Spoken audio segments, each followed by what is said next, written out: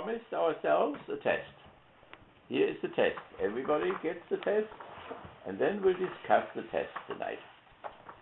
Okay, very good. And then, Dustin, can you give me one of those books there? See, let me see which one. No, just the two upper. Let me get the light up here. Okay. Yeah, this one. I want to have this one here. Okay. So you see what this means. So we discuss it all as far as we come. You have 2 weeks for it. So up to a week after the semester break. See sociology, newest developments in the Frankfurt School. That is what we are talking about. And please answer critically 8 out of the following 89 questions. These 89 questions, that's what we have discussed here, 89 questions in essay form. Or write 7-page paper in answer to questions 75 and 76. That is either the background reading, that is this over there, and then or the depth study, which you have chosen. That means the sociologists you have chosen. So Horkheimer, Adorno, whatever you want to choose. And related to some of the other questions, please keep the questionnaire and add it to your notes. Okay, so that's the choice which you have. You can either just answer 8 of those questions, or you can take question 75, that is Siebert, critical theory of religion to critical theory to political theology, or you can take 76, question 76, that would be one of the critical theorists, whomever you want to, from Marcuse or whatever. Take one of those books and just write a summary of the first chapter or the second chapter or whatever. Okay, so we want to start out with the questions. So we assume for a moment that you want to answer the questions, but so you don't have to. Okay, so there's 77, question 77. Please identify a story from Africa or Asia, apply a time diagnosis, that's what we did here already, or prognosis in terms of the critical theory of society and the human potentials of language and so on. Then 78, please identify a story from the Near East and Europe, or 79, please identify a story from the Americas. That means from here. So we want to do a story from here tonight, and we want to see what that means.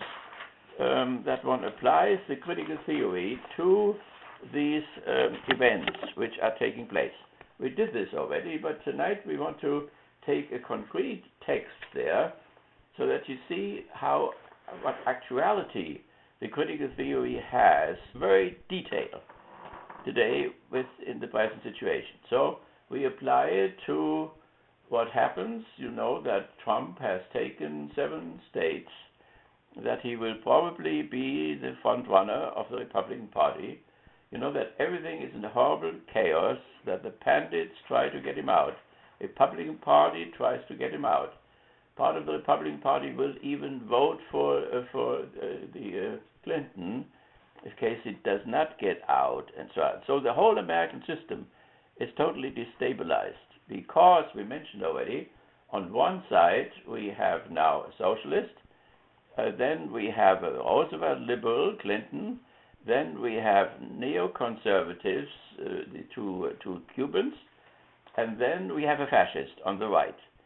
And so what unsettles the whole thing is that the Republican Party in the last 6-7 months was not able to stop Trump, which is its task, its systemic task.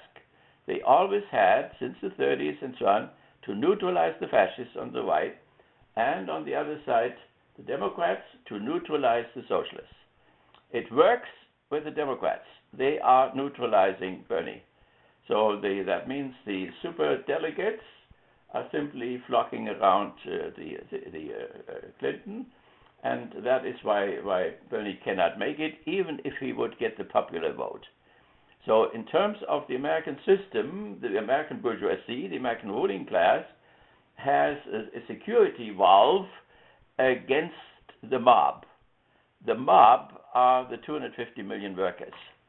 So therefore, if young workers or whatever, or people who are labor union people or whatever, if they would become too strong in the popular vote, then you still have the superdelegates who can stop them. So you could get into the convention in the end. You have a tremendous popular vote, but the superdelegate votes are not there, and then it will not work. How are these superdelegates votes? Is it not for the public? No, the superdelegates are employees of the federal government, the state government, and so on. They all are political appointees or elected people or whatever. So that is the core of the two parties. And they are employed by the states and by the federal government. So when each candidate goes to each state and the public vote for him or against him, is that not doesn't help? No, doesn't help. So that means they win delegates in those states. They win delegates, unfortunately. But super delegates are people who they're like senators, representatives. They already get a vote anyway, and they can go either way. It doesn't matter. So they can keep them out. If you won in public, but super delegate against him, you don't come through. No. Oh. Okay. Okay. So, really, but let's go into detail now. So what we have here is Adorno's sociological writings, and specifically the psychological techniques of Martin Luther Thomas' radio addresses. It's from 1935. At that time, you had not only a Trump, you had several Trumps on the fascist side, and some of them were religious. And this Thomas there was a minister, a fascist minister, and so the study is particularly the devices which he uses in order to get the masses, like Trump does it now. He uses devices. As a matter of fact, he uses the same devices which were used in 1935. So, but except that some of his devices are more secular than the religious people at that time. So what you have here in the book is 15, 20 devices which a fascist uses in order to get the masses, as Trump does it now, because obviously the others don't get it. So because he was on television and so on, therefore he knows the tricks. Where he learned it, really, he has written that book there about dealings, right? So if you read that book, you probably could get to some of those devices. The art of the deal. Out of the deal. Which is only second to the Bible, he says. Yes, right. So it's not exactly like Hitler Mein Kampf. It is not that intelligent and so on, but it is obviously that what holds things for him together for him. So we have to concentrate again what a theory is, right? A theory is not sociology or whatever, anthropology or whatever. A theory is more complex. It uses social psychology, like here, for instance, or it uses sociology, but it binds it together in a totality which has a certain cohesion. And so you have Clinton has a theory, and that is the Roosevelt liberalism. That means a liberalism modified by solidarity and subsidiarity from the papal encyclical letters. Roosevelt took that over because liberalism is an atomistic social theory. That is why things are so atomized. That means anomia, Durkheim's anomia. That means a normlessness and so on, a loneliness of people. I just wrote a chapter on the mass murder here and about Donald, who did the mass murder and so on. In this context of this loneliness and this lack of orientation, this mass murder takes place every 2 weeks, and now even faster, because Saturday took place here. On Thursday there was a mass killing in Kansas, and also last week again a murder of a woman here by her girlfriend, but that doesn't count as mass murder. So mass murder must be more than 4 or 3, and then in Kansas 15 people wounded, and if he hadn't been shot, he was also black, if he hadn't been shot, he would have had 160 people were in the room. He could have killed all of them. So if we say, mass murder has to be stopped by gun laws, okay, gun laws. It has to be stopped by mental illness or whatever, that's right too. But these are 2 moments. You have to see the totality, an atomistic society of a massive alienation from one to the other, and all through. And this loneliness, this disorientation, this normlessness and so on, this arbitrariness, that produces the context in which this horrible thing happens. Do you have the text there? Yeah. Okay, we are on question. Which question are we on? 77 through 79. Okay, so also, for instance, Bernie, right? Bernie has a theory which is separate from the Clinton one, and that is democratic socialism, like in Denmark, Sweden, and so on. So it is also a set of ideas, values, norms, and so on, which motivates a person, which corresponds to the needs of a person. So this study here is a social psychological study. Do we have it? Yeah. Okay. A social psychological study which operates with ideology plus needs. So the needs of fellow there, Trump, and then his ideology. There is a connection between the two. And therefore it has a tremendous motivating force. It gives energy. This guy runs around like a wild man and so on. So, that is what's behind the Hitler. That was a fascist theory. So, and the variations of fascist theories. There are variations of liberal theories. So the neoliberalism of Reagan, for instance, that is another type of a thing which is not modified by solidarity and subsidiarity. And they thought they could introduce it because they thought the capitalistic system was not any longer in danger. So they thought they could now privatize and they could take the norms down and could let loose all the energies of the capitalist system, and that led to 2007, the horrible catastrophe. Okay, so it's important that we know what a theory is, because for some time in America we didn't study theories at all, or only theories of lower strength, that means hypotheses, not even theories of the middle range, that is Parsons and Merton and so on, but certainly not theories like Aristotle or Plato or Hegel or Fichte or whatever. So we had only those low-level hypotheses, things, if you do this, then this happens, etc. But that is not enough in order to steer somebody. So a theory helps you to remember, a theory helps you to understand what is going on, a theory helps you to anticipate, a theory helps you to predict if it is a good theory, and so on. So a theory must also today, it must be on the highest level. That means it must be somehow, it must be on the objective side, it must be and on the subjective side, and both sides are in motion. So that means the guy who has the theory and what he has the theory about, for instance, religion or society and so on, both are in motion all the time, and then the connection between the two is also in motion. So the truth has a time core. So that we cannot take, Clinton's Roosevelt liberalism is not exactly the same of Roosevelt, because in the meantime it has changed. So also that Clinton had this already 30 years ago, but in the meantime she has changed. So the subject has changed, and the object, American capitalism, also has changed. And so then also the linkage between the two has also changed and so on. So if you create a theory today, as we have in the last 50 years, and Dustin works with this and Mike Out and so on, then we have worked on this for 50 or 60 years or whatever. And we have friends in Canada, and we have friends in Eastern Europe or Central Europe or Western Europe. So there are a lot of people involved.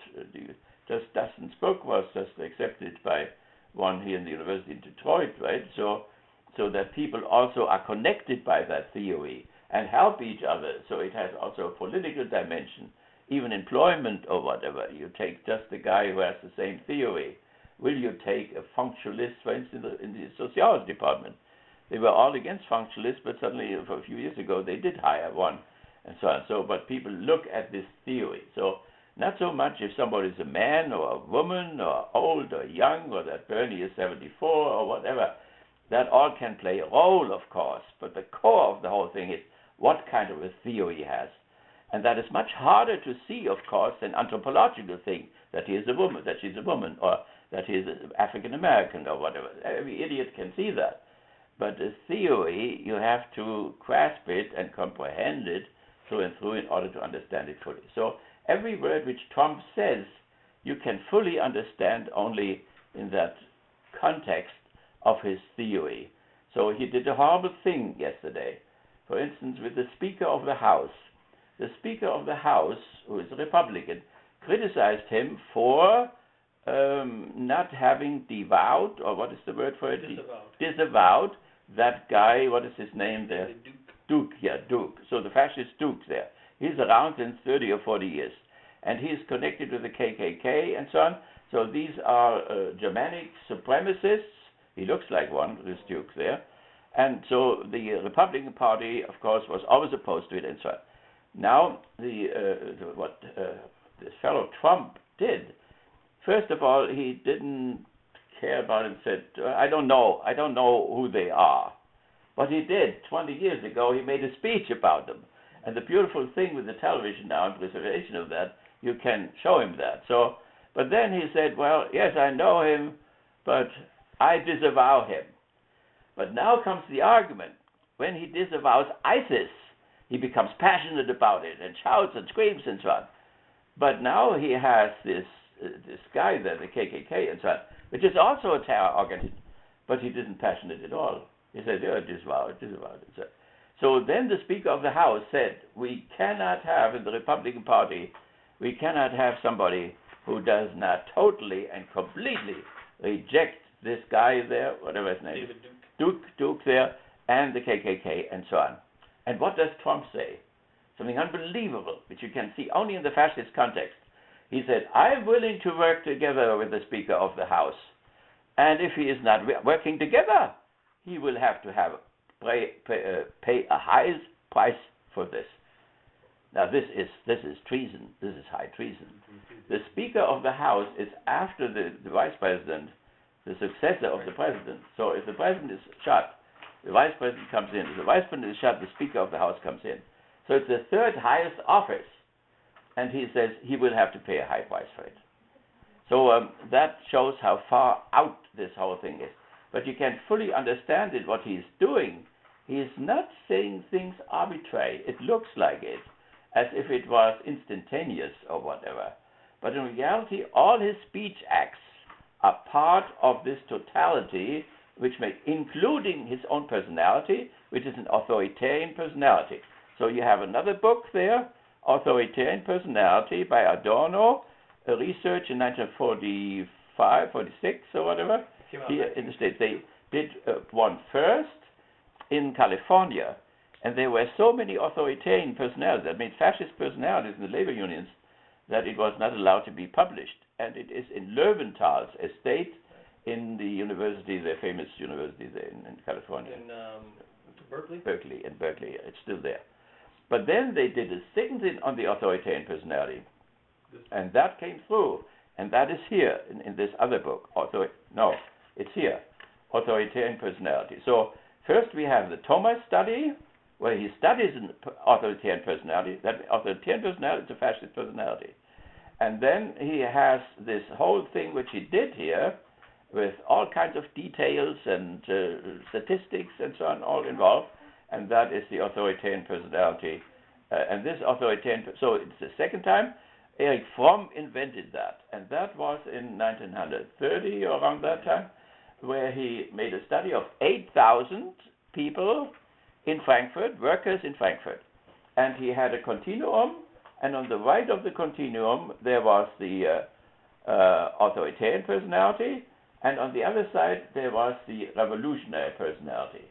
And he found out that about 12% of the workers were on the side of the authoritarian personality, and then about 10-12% were on the side of revolutionary personality. That means socialists and communists. And the others were somehow in between. And so on the basis of this research then, they could make, before 1933, an estimate what chance Hitler or Trump or whatever would have in the population. So would be, for instance, if these 12% of fascist personalities would go with Hitler, and the others, half of the others would be quiet and wouldn't do anything or whatever, then Hitler could get his 48% in the election, and that's what he really did. So then when Fromm came to Chicago, he was the first one who came into exile here.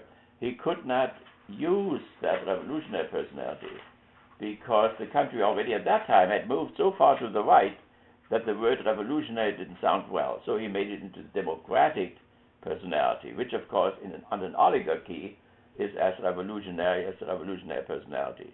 So we just had meetings, we had a class there on if the Pope was a revolutionary, or if he was a restoration person, or a reformer, and where we discussed those things. And so, or Bernie, when he talks about this political revolution, that is as daring than to say, I'm a socialist or whatever, because there are certain words. People like Pavlov's dog or Skinner's rats are conditioned in such a way that whenever this word comes up like a signal, there are certain emotional impulses, reactions inside, and people say, oh no, this is bad, that socialism is bad, revolution is bad, and so on. So, okay, so that is also here in the same book, and it's all in English, so you can use it. So, but we want to go into detail. The super delegates are against Trump or for him? No. We have to see. The super delegates may very well be against him. So, both parties have super delegates. It seems that both parties are against Trump.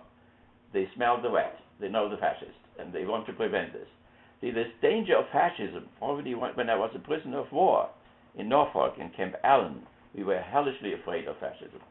The Frankfurt School, too, they thought, at that time, the fascists here, they wanted to send the Jews to Alaska, like Hitler wanted to send the Jews to Madagascar.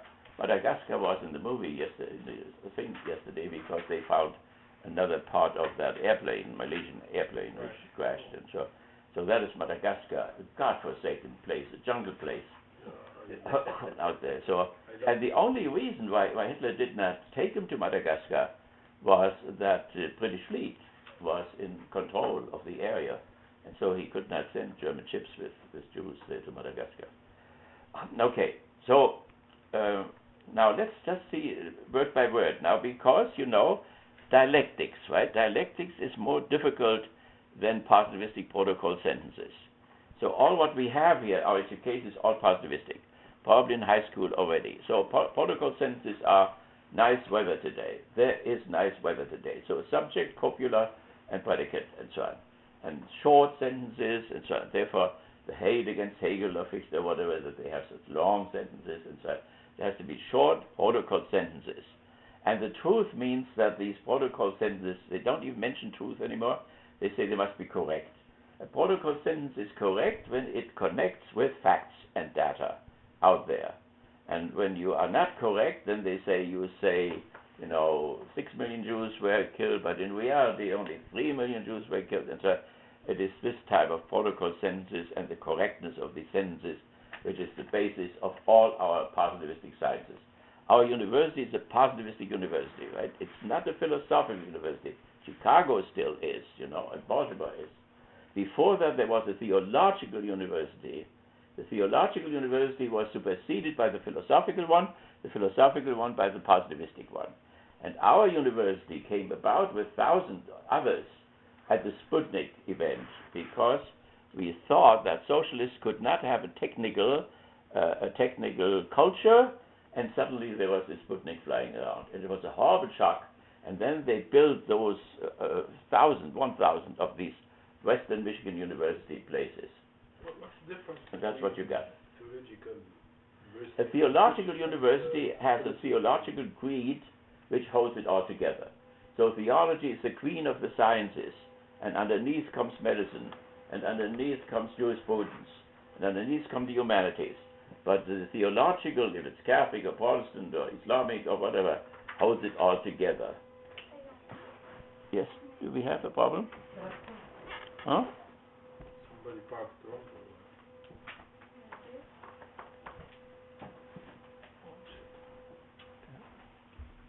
Tell them nobody is allowed to disturb us. Okay. Yes. So a philosophical university is one where you have a philosophy holding it all together. The positivistic university may be held together by positivistic methodologies, but every department has several methodologies, so it cannot really hold it together. And therefore, the tremendous division of labor of the different disciplines that has to be outbalanced, and therefore the Europeans invented a Studium Generale, general studies. And we took that over. The general studies should get those departments, those disciplines, to unite them again, to give them a common ground. But now at Western, they hate general studies. They said that, they said it, and therefore they have at least constituted, and they have completely forgotten what it's all about. Namely, they want to have some kind of a united type of a science, like Parsons did that. Parsons developed a science, a theory in which psychology and behaviorism and sociology and so on, they were all connected. Do we have a problem? No. Are we walking? I don't know, the car. Huh? The car driving away by itself? Yeah. Okay, that's okay. We'll catch it. Okay, so these are three types of universities, and so we are in the one. We have to know where we are and why we can do. This is an extraordinary course here. Hi, how are you? I'm sorry. Okay. What did you do out there? Did you make an evolution? Yeah. Very good. Wonderful. Okay. So we are an extraordinary class in that sense that in the middle of a positivistic university, we do something which nobody else does. So, but it is beautiful that this tolerance is still there, and that's what we want to use fully. Okay, now let's go to that thing here, to just a little piece, just 1.5 page, to see how they think and what that looks like.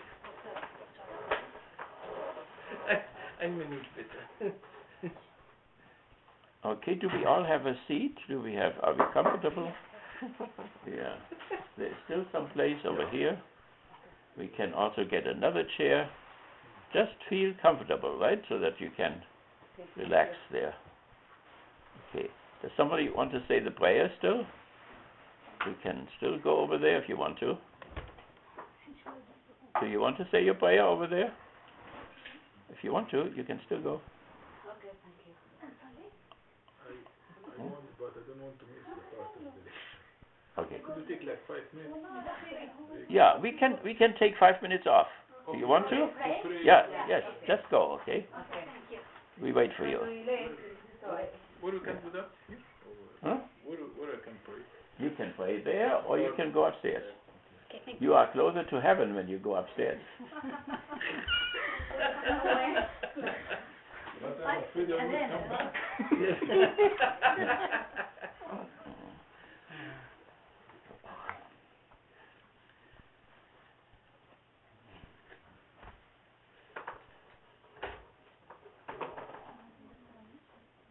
Just go in my bedroom over there. You can go to the bedroom.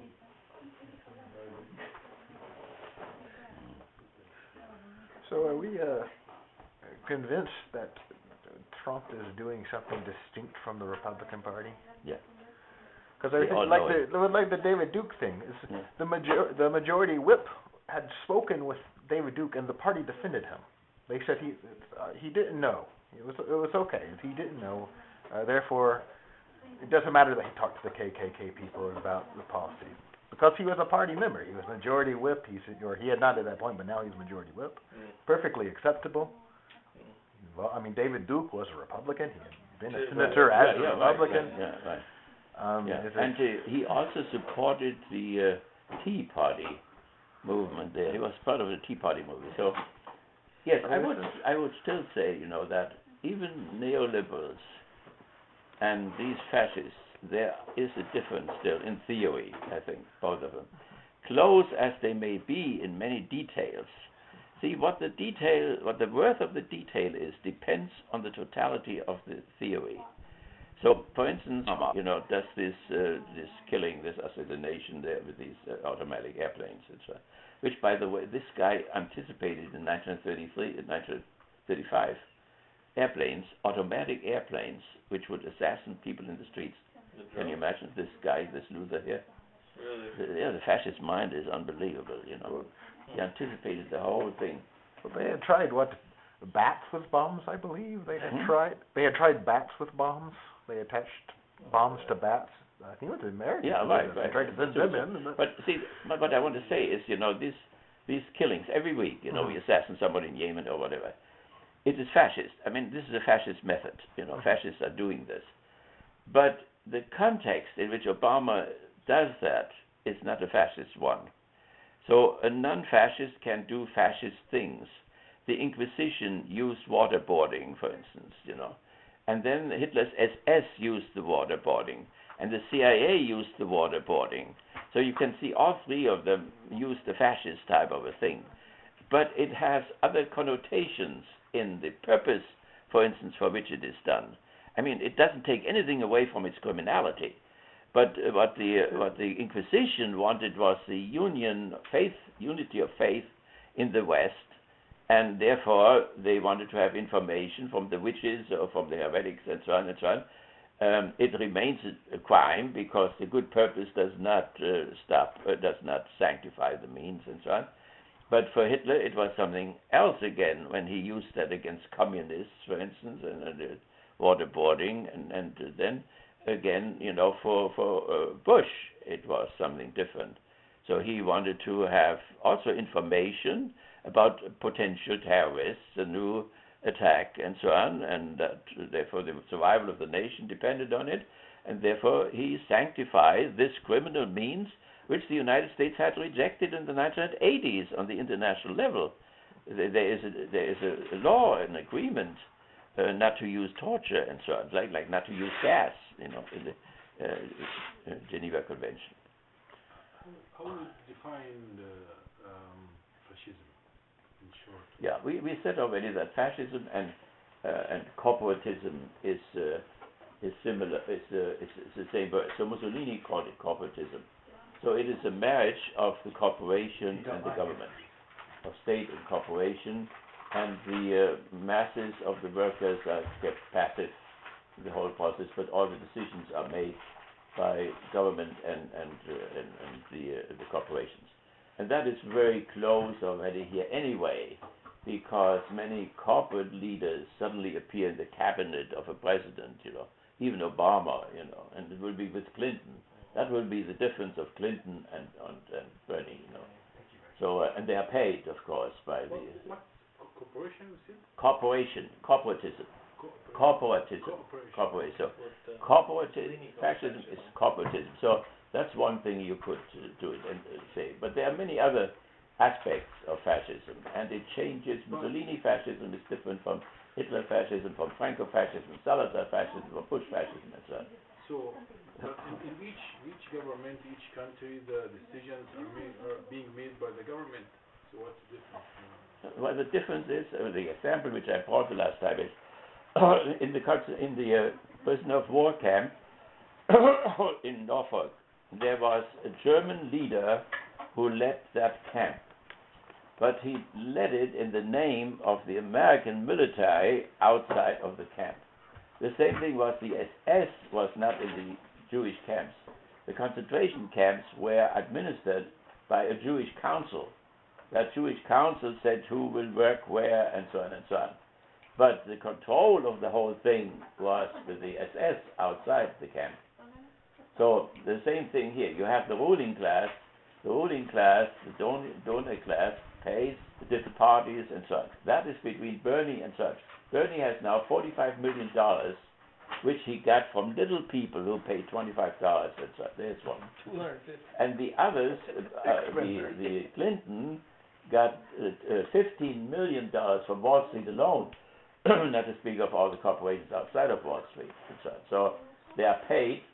And the lie of Clinton is not a personal lie, it's the lie of her theory, namely that she has been paid for 30 years. If a capitalist sees that you don't function as he wants you to function, he will not give you the next 5 million. And so, for instance, I gave the example with the guy there, this is the guy who gives the money there, for George Soros. So Soros paid the election of Obama, the first one, so that Obama would nationalize the banks. Obama nationalized the debts of the banks, and therefore he didn't pay the second time. So that is the lie which is behind, you know, when the people say this is not trustworthy, she's not trustworthy, and so on, that's what they mean. And so there is a difference between the Roosevelt liberal liberals and the democratic socialist person there, right? So one has to see clearly the differentiation, but there are also similarities.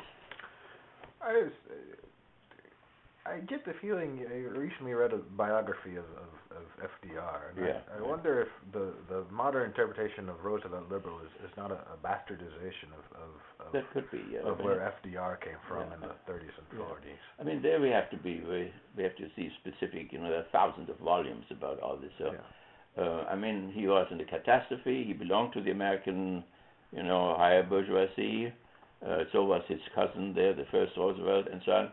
And they usually don't go into the political thing, they do the banking and so on. But when things are bad, and after the president who deregulated and privatized and so on, Hoover, then came this catastrophe. And so then they went into itself. And when he said in the speech, New Deal, we have to have a New Deal, he had no clue what that New Deal would be. But then he brought social workers together with tycoons, with capitalists and so on, and they hammered something out, and they went to the social encyclical, which had just come out, of Quadragesimo Anno, and they took the subsidiarity principle out. So that means it's still liberalism, it's still atomistic, but there are these little atoms, so they should find their own work and so on. But what if there isn't any work? So then the family, the state, the county have to help. That's subsidiarity. And Reagan neoliberalism gave that up again, so that you had the form of liberalism which you had before the first Roosevelt. That's what, therefore it's not really neo, it's not new, right? It's older than both Roosevelts. It's 19th century, 18th century liberalism. That means it's really atomistic again. And that produces this neoliberal period in which we have this mass murders coming faster and faster and faster as a context, because these little atoms there are lost in space and get into despair. So you see that Donald there, his wife threatens him with divorce and leaves him. He loses his job twice. He has to drive the little taxi because he has no money and so on. Lives on the north side in the slum. Every city has a slum, and it becomes particularly terrible in the slum when you have this type of a period, the neoliberal period and so on. So therefore, it's okay to talk. We should maybe have less guns, but if you don't change the totality, and that's the political theory, then they take a knife instead of a gun. They take bow and arrow instead of a gun. So the killing will be going on anyway. This mass murder, the explanation for this mass murder, in your opinion, is what's behind that? But that's what I just said. I didn't get it again. No, I mean, you have all kinds of particular things, And so I gave all the statistics in my book, then the chapter. So a poverty level here is 0.8, the poverty level in Flint is 30.9, poverty thing in Detroit is 40-something, and so on. So you have to go into detailed statistics. You can look at it on the chemical level, on the biological level, on the social psychological level, on the sociological level. That's what a theory is. It embraces and coordinates all these sciences. And you have to know them all. And so do we have a problem there still? Can I help? Okay, very good. Are we all together again? Okay, we can go on. Okay, so let's look now what that concretely looks like now, because the devil is in the detail. Okay, so here is this study. It is a study by Adorno, the best critical theorist, the smartest one, I would say. And he makes this study of a minister, Luther Thomas. Martin Luther Thomas is his name. And so here is one little paragraph which we want to take out and see that we understand every word, right? You have to look at every word, and the logic which is governing it is not the positivistic logic. It means the Aristotelian logic, really. That means what happens in this country is there was the first new logic was developed by 1800, and we, in the Great Depression, went back behind that logic and went to the old Aristotelian logic. The Aristotelian logic was present in the slaveholder society, present in the feudal society, present in the first 200 years of the bourgeois society. Only then, that by the way means the criticism of Marx, right? The superstructure does not always follow the base structure. So we have the transition from slaveholder to feudal society, and the logic did not change. We have the transition from the feudal society to the bourgeois society, and the logic did not change. But then, when the bourgeois society came into crisis, the logic did change. And that is the Hegelian logic. And I've just found it yesterday. Canadian Jim Reimer gave me a copy because of all the things I had taught him. So I found it again today. So we had it here, that the grandfather of my children in 1917 learned that logic in New Haven. You could learn it also from the socialistic Hegelians in Pennsylvania. And you could learn it also from the business Hegelians in New Orleans, not in New Orleans, then, what is it down there? Where this arc is. St. Louis. St. Louis, yeah, St. Louis Hegelians and so on. So, but then this whole new logic was repressed because we thought that now, since the economic system, capitalism broke down, then we would then teach people that A is not A, but that A is B and C, that this would further destabilize. Suddenly people would say, there's the north side, and there is the other side of Kalamazoo. There are $1 million homes which have to be watched by the police all the time. How are these two things connected? Well, on one side, the wealth is inherited. On the other side, the poverty is inherited. And the surplus value flows continually from there to there. When you see Bernie's statistics, there has an image there where you can see how that happens now, how the whole wealth goes to this 1% and the other one is stagnant, or the other one has less. So we have also a French study which shows that the discrepancy between the classes at the time of Marx was much better than it's today, or that is today much deeper than it was at that time, right? Yep.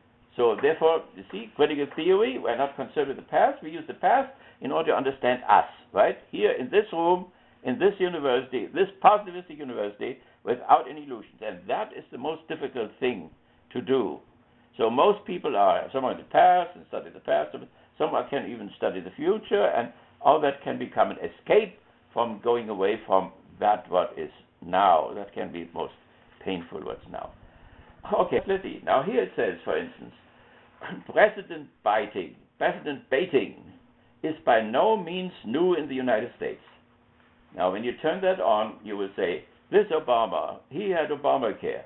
This is bad. He didn't cover it all. He's a weakling. He asked for pardon in Egypt, and so on. Our image in the world has gone down. This is all precedent baiting. That's 1935.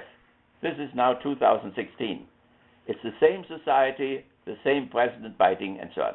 And it's looked at on the level of individuals. Individuals and their needs, of course, individuals in different classes, and so on. So now here, it has recurred again and again since the days of Andrew Johnson, and historical analysis would probably reveal a permanent readiness to indict the president on the part of certain political groups.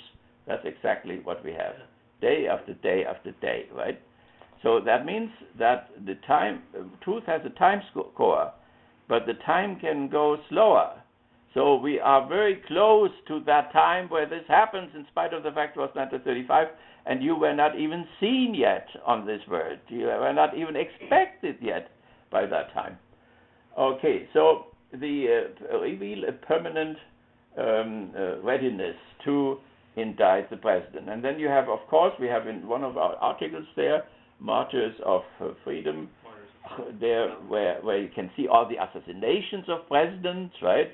McKinley was assassinated, and then the first Roosevelt came from vice president, became president, and then he dismantled all the corporations. He pulled the Rockefeller, Carnegie, and so they all had to go to court, and all the monopolies. That's what Bernie is promising.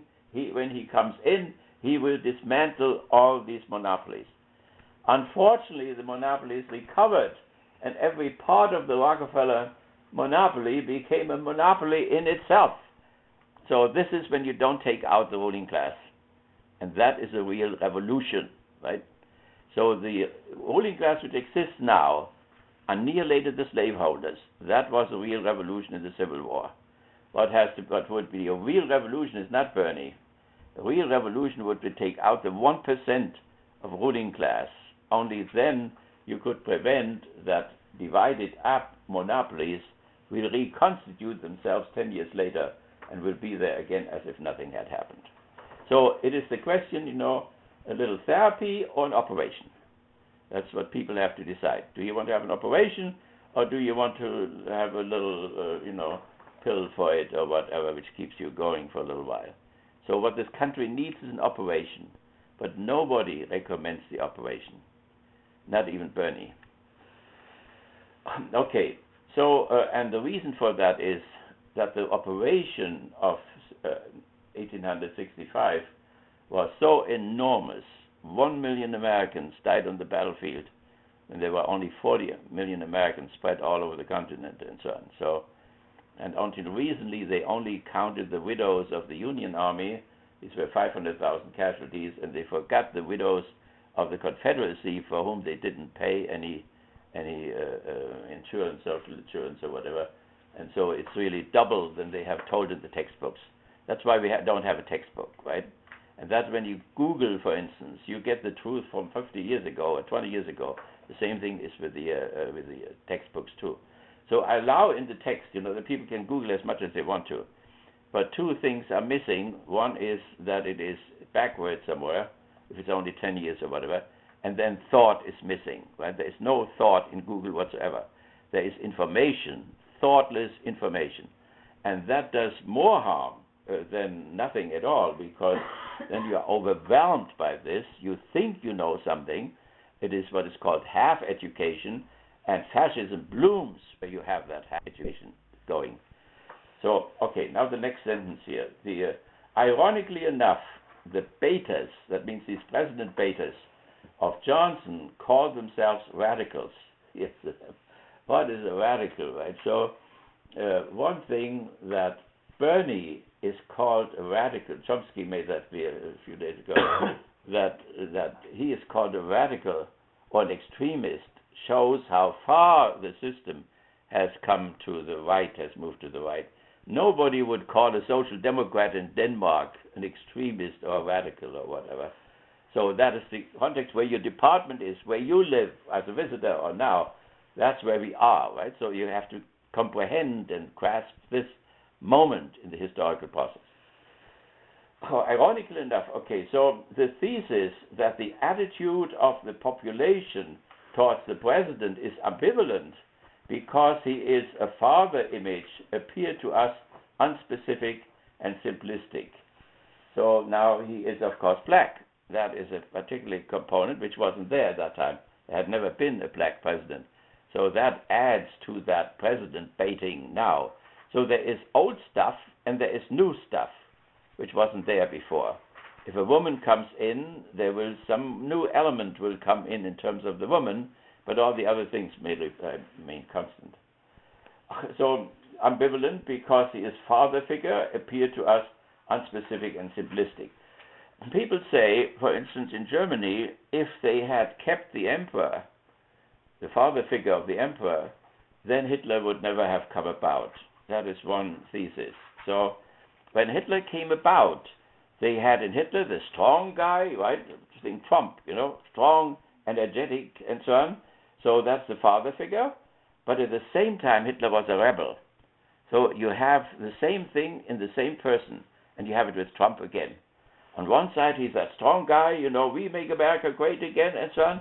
On the other side, is a rebel, anti-establishment, and so on. The combination of these two is a device of getting people hooked. Another one is fear, fear of the foreigners, fear of the Arabs, fears of the Spaniards, and so on and so on, fear of ISIS, and so on. So all these are devices which he uses consciously. So, but if you just naively listen to him, you don't see anything of that. So you have to have a trained eye in order to see it. So modern monarchies. So, by the way, the Allies learned from this, right, from that Hitler thing. Therefore, they left the emperor in Japan. One can learn in history. No, it's not entirely true what Hegel says. The only thing what one can learn from history is that people don't learn anything. they do learn sometimes. And so in Japan, they left the emperor there in order to keep that father figure, which means most people are not grown up, right? Most people are children. So you have that in the Catholic Church. Other churches, father, you see. The New Testament, Jesus was a very enlightened person. Don't call anybody father. You have only one father in heaven, no father on earth. And so what do? They call everybody father. And when the Pope was asked about this, how can you call yourself a Holy Father? And he said, well, we have done it so long, and so on and so on. So this is a stupid type of an answer. But in reality, it's not only the clergy, but it's also the people who want to have fathers, and the people who want to remain childlike, people who don't want to be enlightened, who hate to be enlightened, and they don't work for it. And so the question is therefore that when you have all these unenlightened people here, are they guilty or not? Could they maybe have done something in the slums or whatever to enlighten themselves and went fishing instead, or playing cards, or getting drunk or whatever? So in that case, they would be guilty, and one should not then, commiserate with their stupidity. So, but I'm not so convinced. Kant would say, the greatest of all enlighteners, he would say that people for remaining in the minority status, that means in the childlike status, and not growing up. But you have to think that 90% of the American population has not grown up. So, and therefore they need father figures. Modern monarchies, such as Great Britain, show few analogies to president biting in republics. That is interesting now. The habit stems rather from certain issues of democracy in general, and of the American Constitution in particular. People ask, why do we have these mass murders? Why does Canada not have it, who have a king still, or queen? Why does Denmark not have it? Why does Germany not have it? Nobody has it. Why are they killing here? Why are we killing each other here? That is the question. Okay. So the fact that government of the people, by the people, and for the people invests one single individual with the considerable power of the presidency is apparently paradoxical in the eyes of many people. Unconsciously, at least, a strong resistance is elicited. Prima facie, in the first view, the chief executive power is resented as reminiscent of monarchism, as undemocratic. That is why they hate their guts. And if that guy comes from a lower race, this guy should be in the slums. And where is he? The black guy is in the White House. That in itself elicits unbelievable resentment among masses of people. And particularly, I could tell you 10 people at least whom I could bring into this room, and we could make an experiment here right out of Kalamazoo. Hence, the constant readiness to invoke the system of checks and balances against the executive branch. For instance, this having a new Supreme Court judge now, and so on, where you have where the president says, "I have the duty to nominate one," and you, Congress, you have the duty, the constitutional duty. But the Republicans say, "To hell with the duty! You cannot do this now. We have to wait until we have a new president." Trump, he will then put the right person in there, and so on and so on. So that means in bright daylight, they make an anti-constitutional suggestion because they want to get this guy under control there. So we have the balance of power, the juridical, the executive, and the legislative. And so they use the two branches against one, or one against two, and so on, because of this monarchical suspicion. Executive orders. He is a dictator. Executive orders about the refugees or whatever. So, in spite of the fact that Bush had many more of these executive orders than other presidents, he's relatively low in the number of executive orders. But executive orders means he makes now decisions without Congress. So it is not balanced and so on. So, but on the other hand, they say, to hell with the Constitution. He should not appoint now a Supreme Court guy, and if he does, we will simply not act on it, in spite of the fact that they have the obligation and the duty to act on it. So there you see the whole hell in which we are, right? So That means the state is internal state law, including the constitution, external state law, like army and so on, relationship to other countries, and the historical process in which we interact with Iraq, interact with Russia, and so on and so on. These three dimensions make up what is called the state. The state is not only the government. The government is a small part of the state. The state is us as citizens in a free association, discussing with each other, passing judgment with each other, and acting with each other. The government is somehow a shrunk type of a part of the state. Okay, so hence the constant readiness to invoke the system checks and balances against the executive branch, the president, to say that it oversteps its boundaries and graves dictatorship, like executive orders again and again. Today, however, this old resistance of primitive or folk democracy to the idea of representation and the institution of the presidency serves mainly to promote an utterly different ideology. What is actually resented about the president is not so much his anti-democratic power as the idea that this power is not legitimate. So the attempts to delegitimate him, he is the birthers. Trump was one of those who said the president is not an American. Or now against Cruz, that he's a Canadian, and so on and so on. So that means an attempt to delegitimate. That his authority is not the genuine expression of today's basic power relationship. Therefore, the fascist-minded, now here comes in the fascist-minded, right? It's so hard for Americans to get that, see, because when they say fascism from their movies, which they had, they think there must be a swastika, or there must be a black shirt, or a brown shirt, but in America, fascism comes, that has been predicted 50 years ago, it will come in the name of freedom and the name of the Bible. So the basic power relationship, therefore the fascist-minded wanted to be destroyed. Old memories of absolutistic legitimacy has been converted into the fascist idea once expressed by Goebbels. Goebbels was Hitler's propaganda minister, that only one who makes use of the power deserves it. That is to say, one who exploits it for the purpose of ruthless oppression. While the president is denounced as a would-be dictator, he is actually despised because he will not and cannot act dictatorically.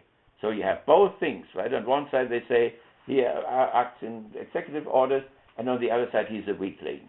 He doesn't stand up to Putin. He doesn't stand up to ISIS, etc. So you have this double dialectical thing, and if you are not a dialectician, then you cannot see that double character, or you cannot be ironical, right? That's it. So when you think, historically, for instance, Socrates had friends around him who were differentiated enough psychologically to think ironically. So when Socrates said, when he died, shortly before he died, he put his cover back and he said, I have forgotten to sacrifice to Aesculap this morning. Aesculap was the god of health, and a man who is just dying in an execution forgot to sacrifice to Aesculap. This is highly ironical. But when you have a scene of Jesus, for instance, who was surrounded by fishermen and very undifferentiated people, then he sits in the temple and he teaches, and a woman is brought in who was caught at the wrong time with the wrong guy in the morning, and they want to catch him. So it's not really a practical discourse with each other, but it's an instrumental discourse by which you want to hook somebody. They say, what should we do with her? She has committed adultery, stoning. Should we stone her? And so Jesus sits there and he paints little pictures into the sand of the temple, probably Mrs. Piggy or something like this. And so he says nothing, first of all, and then he says, well, those of you who have not done this, like she or with her or whatever, you throw the first stone. And then he painted Mrs. Piggy again, saying nothing, you know. That is an unbelievable, ironical situation. Are you being ironical saying that this Jewish person is drawing pictures of pigs in the sand? Yeah. That's ironical too, yes. But the ironical part is also now the older ones leave first. That means the older ones, of course, had much more time to get together as Mrs. Piggy. So, nevertheless, then much later, the younger ones who didn't have any chance to sin yet, they have to give up too now because the older ones are gone. So that means the people who report that 2 generations later and or tell the story and so on, were completely unironical people. They told the irony, but you see from the text that they didn't grasp the ironical part at all. So it's an issue of education, of differentiation, of intelligence, and so on. So now, why? In Socrates too, when after they tried him and found him guilty, because they thought they were civilized, they asked him what his punishment should be. Yeah. Let him decide, and of course he said, "Well, I think you should feed me for the rest of my life." Right. Well, I mean, he was ironically through and through. Yeah. Okay. Anything? Do we have a question? Okay. Very good. Just tell us. Just stop us. Right. While the president is denounced as would-be dictator, he is actually despised because he will not and cannot act dictatorially, since he represents. By the way, that's what people say. They say, okay, when Trump will be in the office, he will suddenly find out how much he will be restrained. You say, but what he said to the Speaker of the House, if you don't do what I say, then you will have to pay a high price. Shows that he wants to break through this, and that is the real dictatorship, to break through the restraints which the Constitution imposes on the executive. So, since he represents a system and groups which are intrinsically anti-dictatorial, in the last analysis, the President Beaters sense somehow that the legal power invested in the President does not fully correspond to the actual social power, that the decisive economic forces, that means the ruling class, are to be found beyond his range and at the present time in the other camp. So that is the Clinton thing now, right? That means the economic power, the 1%, are already over her, above her. They pay her, and she has to obey them. And if they don't obey them, then will happen to her what happened to Kennedy. She will be assassinated, and McKinsey and all the others who were assassinated before. And even the brother of the president who wanted to become a president, they made sure that he was dead too, and so on. So that is the situation in which we are now, right?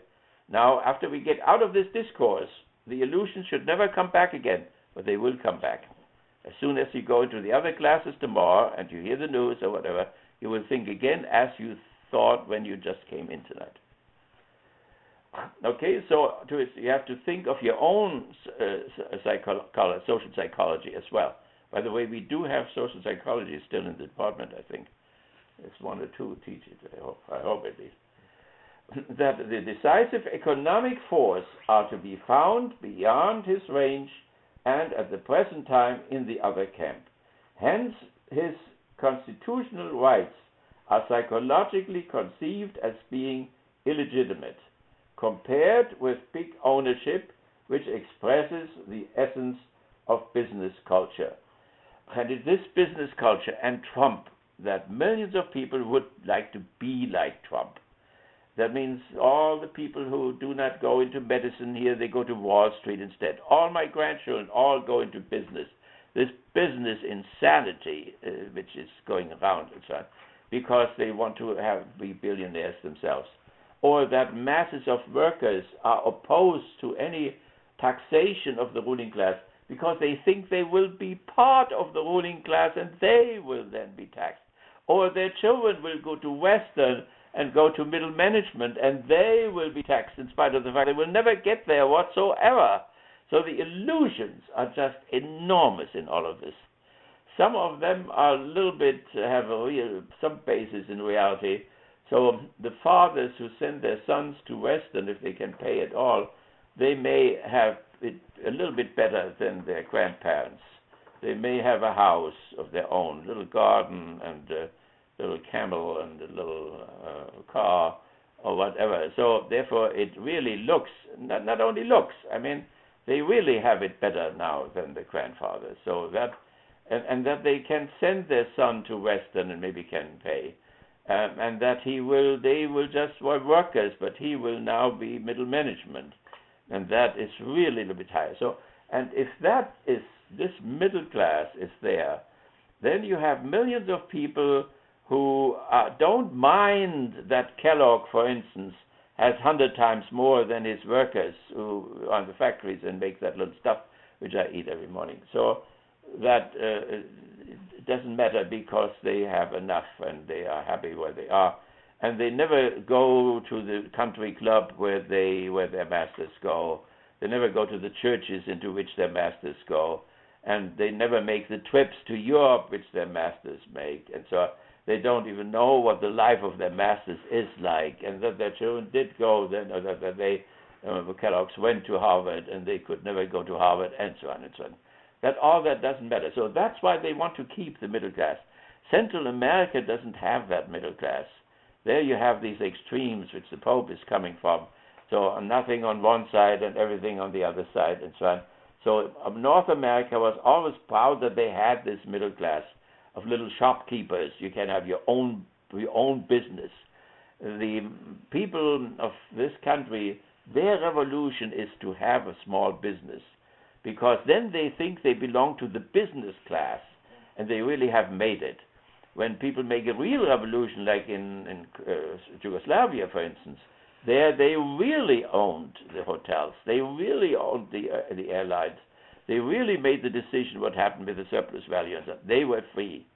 But then came the counter-revolution with the CIA and the Pope and the Germans, and they destroyed it all. We will go there, we'll go to a hotel which was owned by the workers, and now it belongs to the Ustascha, that means the fascist, again, who came back from Argentine and bought up the whole thing again, or just stole it. And so, and 200,000 people had to die. Why? And this, yes. Why did you have to die, 200,000? Well, they had to, that's the counter-revolution, because 200,000 people died. Yeah, from 1992 to 1995 or 6. I was there, I went there twice. Yeah, bought money and... Die of what? Huh?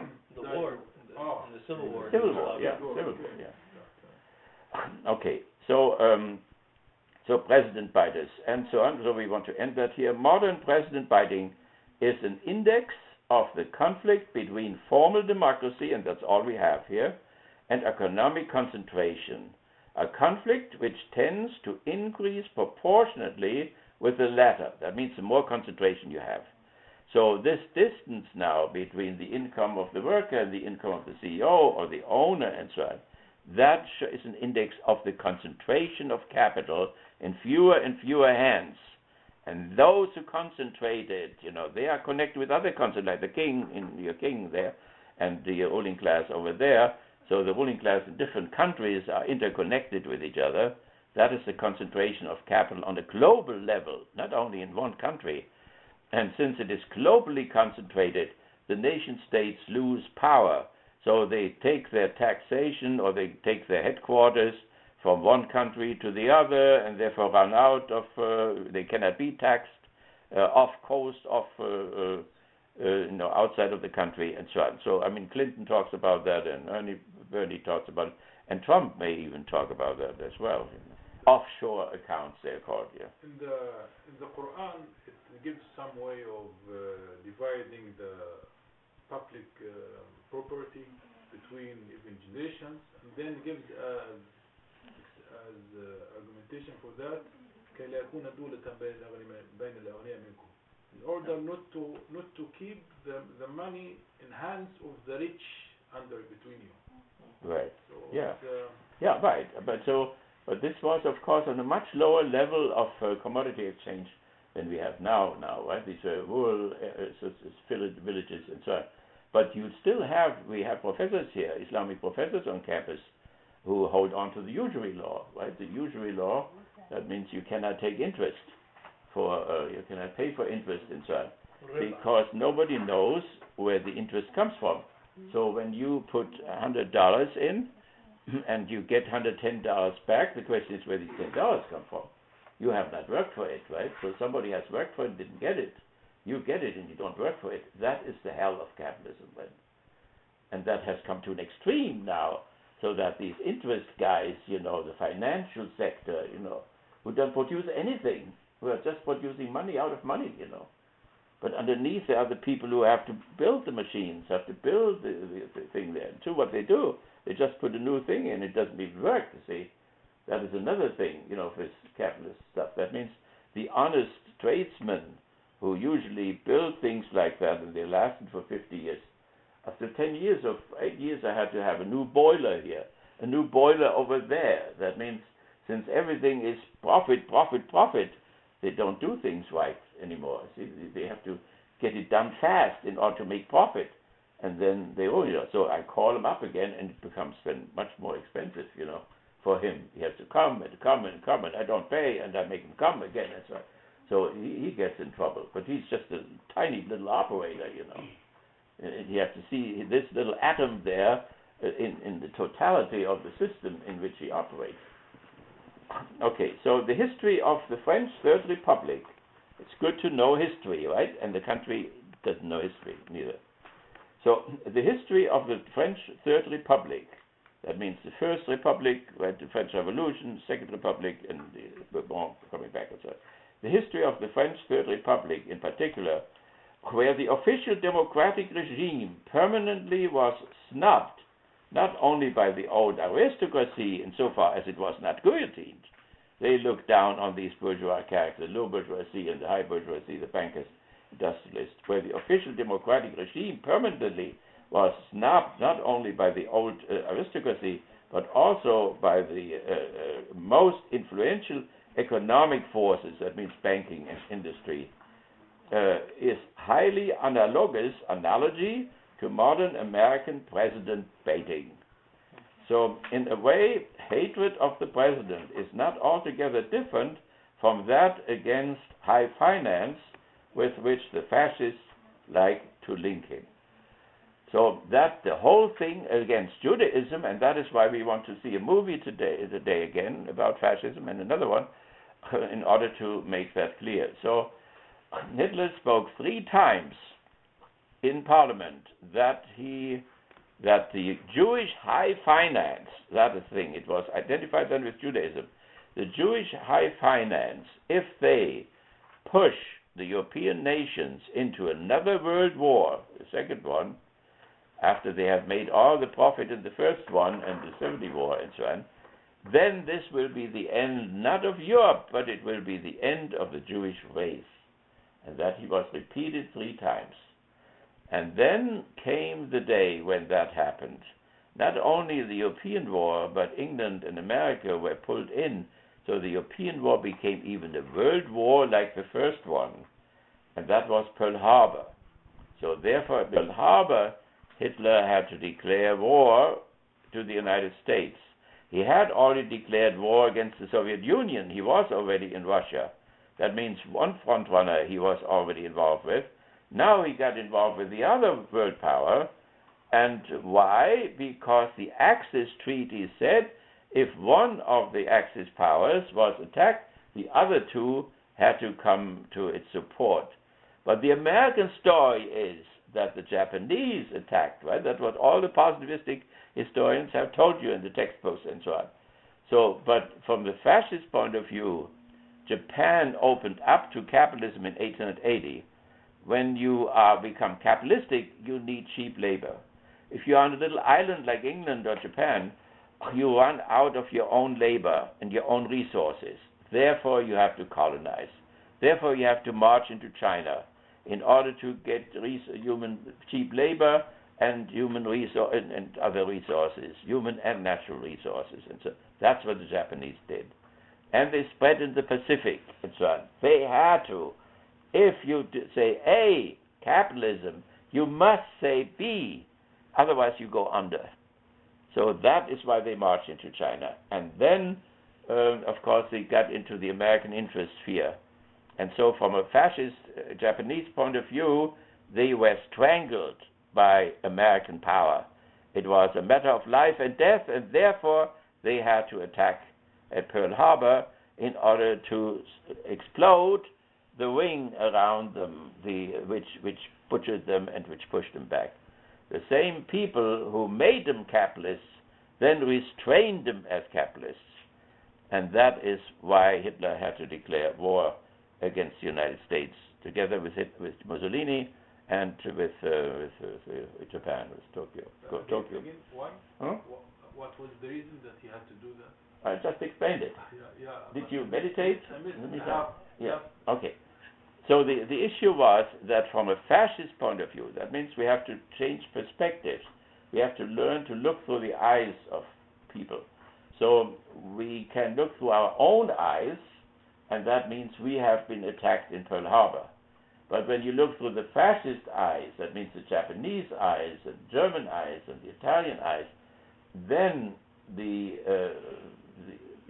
America was seen as strangling, as pushing them back to the island. They had to expand in order to get cheap labor and cheap resources, as we do. Now they were as capitalistic as we, so they had to do the same thing. But then we pushed them back, and we encircled them, and they pushed them back on the island. And therefore they had to break out of this encirclement. And this breakout was Pearl Harbor. And did really the Jews have something to do with the first European war, the first Right. World War? I mean, they were bankers, right? Rothschild. So high finance was Rothschild. Rothschild comes from Frankfurt, a big Jewish banking house. They are now in Paris and in New York, and they financed the First World War, yes, and they financed the 70 War and all the wars in between. Yes. And war is now, besides narcotics, or besides porno and so on, tremendous business. It's the best of all businesses, you know. We are now in it now, right? That's how this country lives. Or anything? Just weapons or anything else? Just what? Weapons. Yeah, weapons. Yes, weapons. Of course, we do now. I mean, every uniform which is ruined, or every machine gun which doesn't work, or every airplane which comes too old, that is all, of course, profit. Yeah. See, the feudal lord, he marched into battle himself with his horse, and his serf was just carrying his weapons, you know. And then when the enemy came, he gave him the weapons, you know, and the feudal lord fought and risked his life. Bourgeois doesn't do that. The bourgeois sends his workers. The workers are the assembly line. He takes them from the assembly line, puts them to a machine gun. The same people, right? And then they die out there, and others come back crippled, like they do now, or they commit suicide when they come home. 58,000 people from Vietnam, 58,000 fell in battle, and the same amount of people committed suicide here at home. And the same happens now with Iraq and in Afghanistan again. So, but these are just workers, working class people who couldn't go to college. Or they thought if they go to the military, they would go to college. Instead of that, they are dead in the sand, or they come home crippled and cannot even walk anymore. So the criminality of the whole system is enormous, you know. And therefore it's understandable that then you have these extremes, you know. That means as soon as you have, and because of these horrible injustices, you have socialism coming up. You have on the other side right away a fascist coming up who puts the socialists into concentration camp or marches into Russia as Hitler did with 4 million men and kills 27 million. Not only 6 million Jews, 27 million Russians. So this is what should be taught, right? This is what education would be. Unfortunately, we have that positivistic stuff, and let's see what the positivist does and what is right with him and what's wrong. That he gets those facts. You could get these facts from a positivist. You know, they could about Japan and the statistics and the production of Japan. You can get all this. But after he has described what is the case, he does not go any further. He said, this is it, so now. And when you say, well, this is bad, well, he said, but there's something good too. The glass is half full and it is half empty, you know. It is as it is. You hear those, also criminals, it's criminal, babbling that all day long, you know, in the news, in the classrooms, everywhere.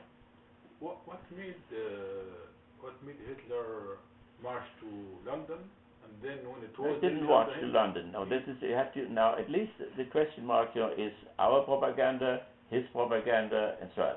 So you have to break through this, you know. You cannot say we didn't propaganda, we said the truth. He didn't, but it was, at some moment, he was able to size London, but he said no, we will not do that. And later on he tried, but he didn't fully do that. And then he marched to in Russia. He could size what's the capital city? Moscow. At some point, then he said no, he divided the army. It's not in Moscow. So you have to see. First of all, let's start with the fascist theory, right? It's all put down in a book, My Struggle. And the Germans have a hard time now because Hitler is not the author anymore after 100 years. So now everybody can print it. There is a scientific thing coming out, and the Germans are hellishly afraid that there may be some truth in it. Okay, so that is the first thing which you have to know in order to know what the detail is. Americans start with the tree and never get to the forest. Other people start with the forest and then understand the trees. In reality, one has to get both of them together, the trees and the forest. So, if you see then fascism, what his plan was to do the same thing what the British, the liberals, did in India, in Africa, and so on. And what the Americans did in South America and Central America and the Philippines. That means he needed cheap labor and cheap resources and so on. So, for his Mein Kampf, he has described it all. He said that clearly. It was all there. So, therefore, see, with the fascist theory, the fascist realizes his theory. Trump will do what he says. The fascist does what he says. And the fascist is brutal in revealing things. So, when he said, you say, Putin killed his people, their cabinet, he never killed anybody, and so. So he breaks through the bourgeois propaganda, So, and that's one characteristic, one of many of them. So, nevertheless, so in the Hitler case, so his goal was not England, it was not France, and whatever.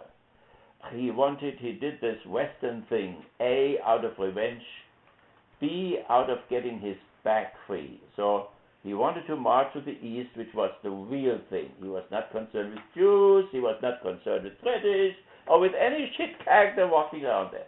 He was interested in one thing, to get Lebensraum, that means living space, for the capitalists, for Western, European, not only German, European capitalists, including Ford, and so on and so on. He was paid by Ford here. So then he, after that was done, which was just a tiny part of the whole story, right? The real story was always Russia, because that was the only socialistic country, that was the only communistic country. So therefore he annihilated the socialists inside of Germany first. Communists were killed and communists were in concentration camps. Then he marched with 4 million people from the present European Union, these are 28 states. He marched into Russia and killed all of them. Now, England, the bombardment of England or whatever, he sent Hess, which was his second man in power. He flew from Munich in an airplane, a Junkers airplane, into England 5 times. The last time he crushed out himself into the estate of a lord of the English crown. There were 500 lords who were fascists.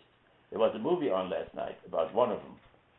So he landed there, and the Lord was supposed to get him in connection with Churchill. And he made always the same proposal. A, you can march with us. That means you can go with us, as Patton wanted to do later on. You can march with us against the Soviet Union. We kill communism, we kill socialism, which is the great ideal of every Catholic, every liberal, and every fascist. And then that's why they all march with him. So that's one thing. Number 2, you can stay in the background and do nothing. Stop bombing from the back and so on. I experienced the first bomb fell in Frankfurt by a British airplane, threw a bomb into Frankfurt, just one idiotic bomb for no purpose whatsoever. So that was the start of the whole thing. So, and then the other part, and then if you do this, then we will conquer, well, there will be no communism anymore. If the communists win against us, you will lose your monarchy, you will lose your bourgeoisie, and all what was Britain and your empire and so on. And if America wins, you will be the coolie of America, and Washington will dictate what you have to do. That's what Washington has done in the last 70 years. He predicted precisely what happened. So then the Churchill, old warmonger, he didn't want to do that. He didn't want to hear Hess. They put Hess in the Tower in England, in London. So therefore then Hitler bombed. So he bombed London, but not in order to invade, because that would be a distraction. He bombed them so that their air force could not attack from the back. So all over southern England and so on, all airfields were bombed, and industry was bombed in London, much lower level than they did later on. So they had maybe 20, 25 or whatever bombers and 2 engines or whatever flying there, but it was bad enough. It hit people, it was casualties and so on. But the purpose of the whole thing was to keep them out of the battle.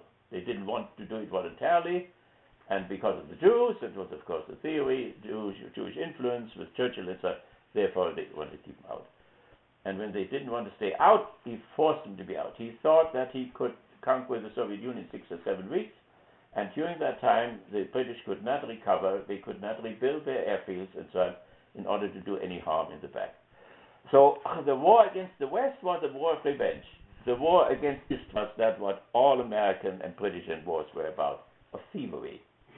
That means to get rubber from Vietnam, to get coffee from El Salvador, to get oil from Iraq. So that is. So we can say, what you can do is to say, let's put those perspectives up, right? And then we don't have to decide, which perspective is right or wrong or whatever, but simply to describe the argumentation which is intrinsic to the liberal position, to the fascist position, to the socialist position, and so on. That's the best thing one can do. Okay, so that is the end of the whole thing. You can see here is the pick up the bed device. So there are about 25 devices which he describes here. So you can take that, for your background reading, Adorno. You can take the other one, so we can put that back. What would be the second important book in this dialectic theory after that book that I have now? Okay, you have the Dialectic for Enlightenment, right? That's very good. So you keep that, right? Yeah. What would be the second in German? What would be the second book well, we just out with the first one. Just have the first one. Have you read it all? Not yet, but I'm doing.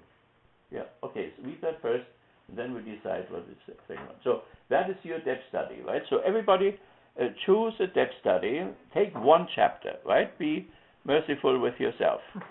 And and you may have to read, each chapter or each paragraph, several times or so. But you get it. There is a logic in it, and the more you read it, the easier it will become. So don't despair about the whole thing, right? So these two readings, so you can either take the background reading, that's the blue, white one there, that's the background reading, and take 1 or 2 chapters of that, or take this one depth study, right, and do something about this, or take the questions, and we will take a few more here now. Just take the questions and don't write the essay, right? So whatever is more comfortable for you. Should we take a short break? Yeah. Okay? So, if I choose the background one, that's enough for me? That would be enough for you, yeah. Right? Or if you choose the depth study, any of those critical theories, that will be enough for you, right? Or if you don't want to write this essay, then you can just answer some of these, 6 or 7 of those questions. Yeah? So you can judge tonight what you want to do. We want to look at some of those questions, and then you can decide. And the pages, just 2 different pages? The pages. Well, if you take the questions, then maybe 1 page or 1.5 page a question. So that would come up to 7 pages then, right? And if you take one of the books there, then 8 pages. So then it would be 7 or 8 pages for the essay. So that you have an equivalent for those who take the questions and those who take the essay. So it should be about the same amount, but it doesn't matter if it's 5 pages or 6 pages. So the quantity doesn't matter. Take as much as you need in order to make your point. With cover pages and reference page, right? With the cover page and the reference page. It's included. Yes, it's included. Yeah, right. So don't think so much about the number of these pages, right? Just write to it and say, this is what it says, however I think. Okay. And if you have the questions, one question may be the movies which we had. Each movie is on it, right? Contemporary issues, and that would be 1 page. And then you add half a page of your own thinking. So that's fine if I add my reflection? Yeah, whatever you want to choose, right? Okay? And ask me again after we discuss those questions. You can still judge what is easier for you, right? Take that what is easier, what you feel more comfortable with. So if I write the essay about this study, I can write my reflection? Yeah. Yeah, you can write. So let's see, we see today for 5 minutes, we'll see one of the secretaries of Hitler, the real person, right? So 10 minutes or whatever the movie is. But then you can say, well, this is what she said. This is what she looked like. She looked like an old little German lady, and so on and so on. And then you can write, later on you can say, but I don't understand it, how she could become a fascist. How could she serve Hitler, a man who did so many bad things, and so on. And she will say she didn't know what he did, that he was always friendly with her, and so on and so on. Then you can say, is that really believable, Should she not have gotten some idea of the horrible things he was involved in terms of killing Russians and killing Jews and so on? Did she just do the typing without thinking anything? That would be your own critical thinking, right, about it. Then we have Schindler's List, where we see a camp, the whole camp thing, and you can say, you can ask the question if that movie tells us the truth, and how such a thing can really happen, or maybe it's not the truth, maybe the Jews lied about it, about the numbers, and so on. So you can ask all these questions. Okay? So after we have discussed a few more questions, have seen the movie, then you can still decide, what you want to do. And for whatever you do, you have 2 weeks. I have a question about what did you say? Yes. 5 minutes ago. Okay. About Hitler. He just killed the Jews in Germany and Russia. Uh-huh. Who's the person you said who bombed London? Also he is Hitler? Well, the people, the Germans bombed London. The German or Hitler? No, Hitler was the leader, but Hitler did not do the bombing. He didn't kill anybody. But the order from... Order, yeah, that was his order, yeah.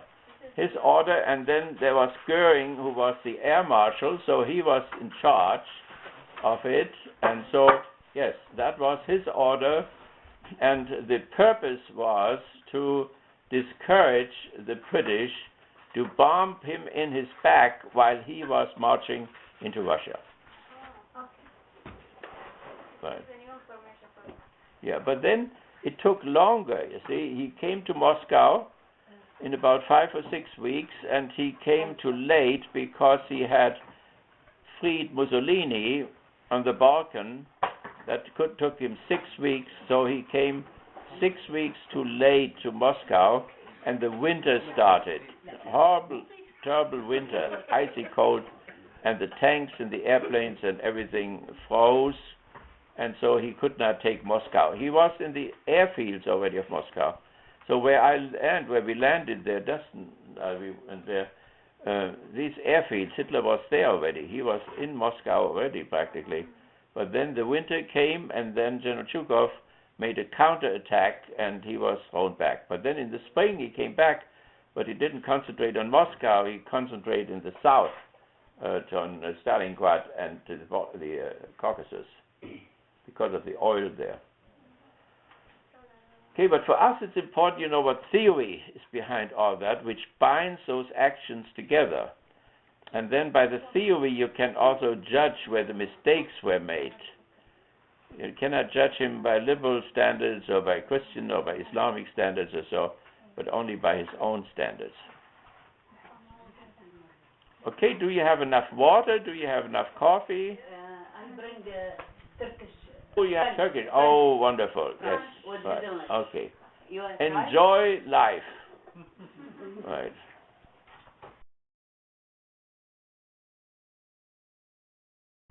Okay, so let's look at the test. So you have 2 weeks. So we meet after the break, and so we have another class then. If you have any problems, we can discuss it again, so that you don't feel alone and helpless.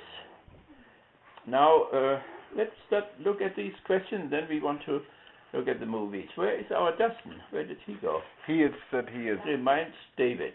Yes. David was one of our friends who died a year ago, and so we remember him at the time of his death. He had an artificial heart for 10 years or 12 years, and then it stopped. It didn't work anymore. He was a wonderful fellow. So I just want to look at a few questions in the back, and then we start in the front. Now this is the... Is that mine here? Yeah, that is mine. It's the right one. Okay, let me look at the back there. So we looked at 75, right? That is the background reading. And then 76, that is the depth study. So these two you can take out if you don't want to do the questions. And then there are the movies there. There is a time diagnosis, 77, 78, and 79. Okay, so then in the back, there are some questions. Did you get something out of the first part of our course? You can answer that too. Question 84, 85, 86, and so on. And then there are the movies which we will do tonight still, some of them.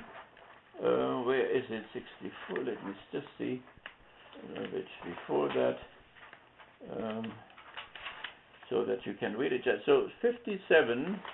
To what extent does the movie Conspiracy really express folkish philosophy of life? That means fascism. Remember the movie we had here with the SS-men, and at Wannsee, where the decision was made to kill those 6 million Jews. And then there's 58. Is another question about conspiracy. 59 is the movie Watcher and Me. Remember that? We had this here about Flint. The Flint story goes on. Bernie will meet with Clinton in Flint on Sunday, I think.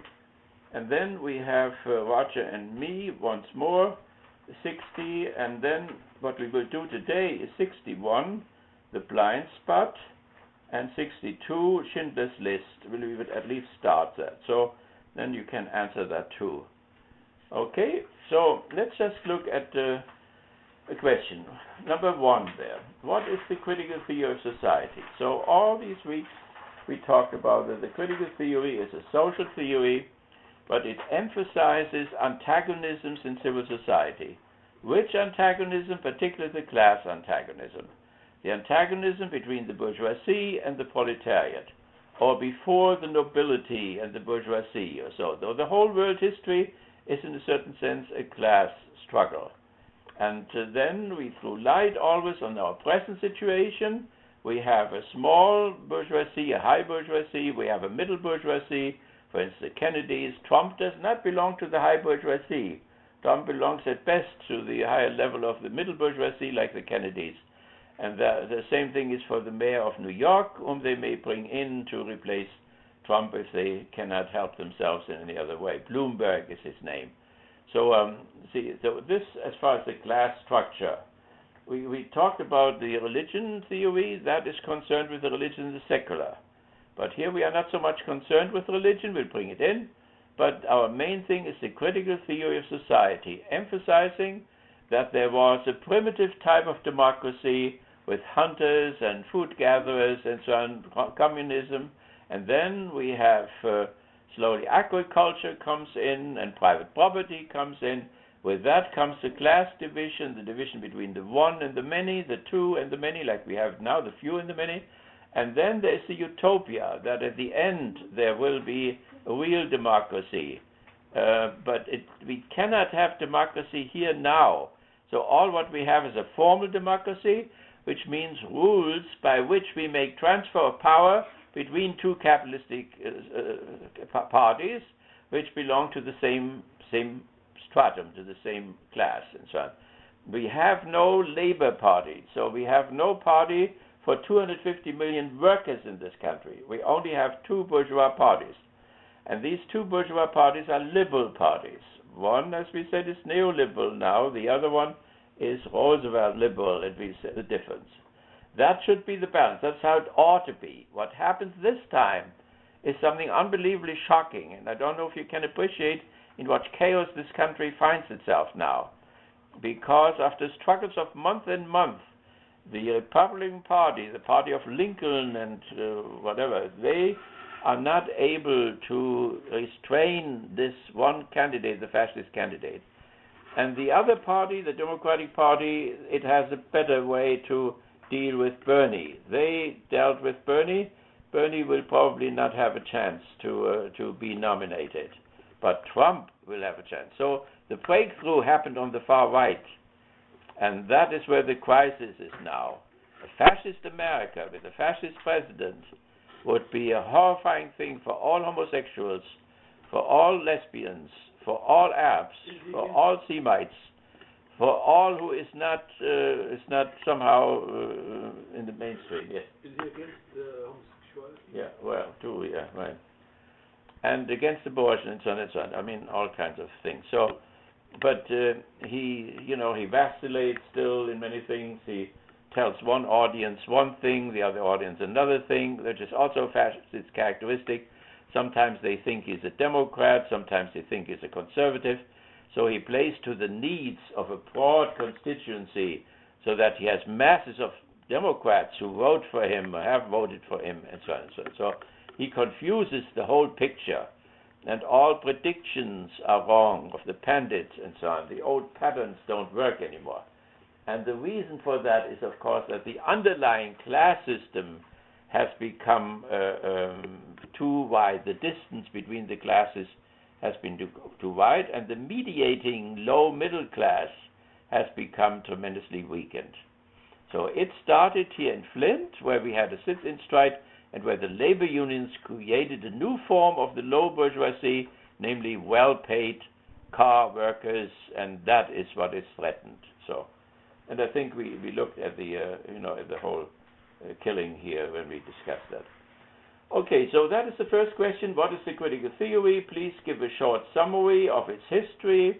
So we mentioned that it started about 1914 with Horkheimer, and then his friend Pollock, and then it developed further in the First World War, Second World War in Frankfurt, and then it had to go in exile, otherwise they would all have been gassed. They went to New York and to the Columbia University, then they went back again to Germany, into the ruins of Frankfurt, rebuilt the Institute of Social Research in Frankfurt, continued the work, were the leading force in the youth movement, student movement of the 60s and 70s, and continue their work today. Okay? So that is the first question. Please explain. Please see our roadmap. You have the roadmap, I hope, right? So where is it there? Can somebody give me this? It's in the folder there. This one? Yeah, this one. Can I just have? You can take mine there. So this is the roadmap here, right? That comes up in the middle, so that you can ask for help. Okay, number 2. Okay, I have it. That one back to him. Yeah, you're very good. Yeah. Don't want to steal it. Okay, number 2. Please describe the structure of the critical theory of society, its different structural levels. Okay, here, any questions still? Do we have a question still? No. Okay, as far as the structure is concerned, that is then the roadmap here. That is the structure of the critical theory of society, right? And you see something here, up there, nature. It says nature up there. That means you can read that as a believer, as a Muslim, as a Christian, as a Jew, and so on. But then you have something before nature. Allah is before nature. Allah created nature, right? But if you are a secular person, then this thing doesn't count. Secular persons start with nature. They do not start with Yahweh or Allah or any divinity or whatever, or any creation or whatever. They look at nature as if God was not. So in both cases, if you are a believer, you can see it one way. If you are not a believer, you see it another way. And then we have the world of nature here. We have the internal world. That is what happens inside, the needs inside, the ideology inside, as we just had it there. And then we have the social world. The social world with the family, civil society, state, and history. And then we have the cultural world. There we have art, symbolical art, and classical art, and romantic art. Particularly Adorno was a musicologist and a specialist in literature. So he looked at the different art forms, symbolical, classical art, romantic art, modern art, and so on. And then we have religion here. That is part of that structure. So we have nature religions, what was before Muhammad in the Arabic Peninsula, right? The matriarchal religions there, which Muhammad overthrew then.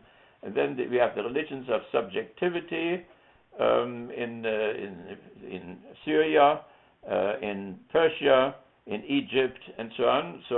And then we have the religions of freedom, which would be the different forms of Christianity, and so on.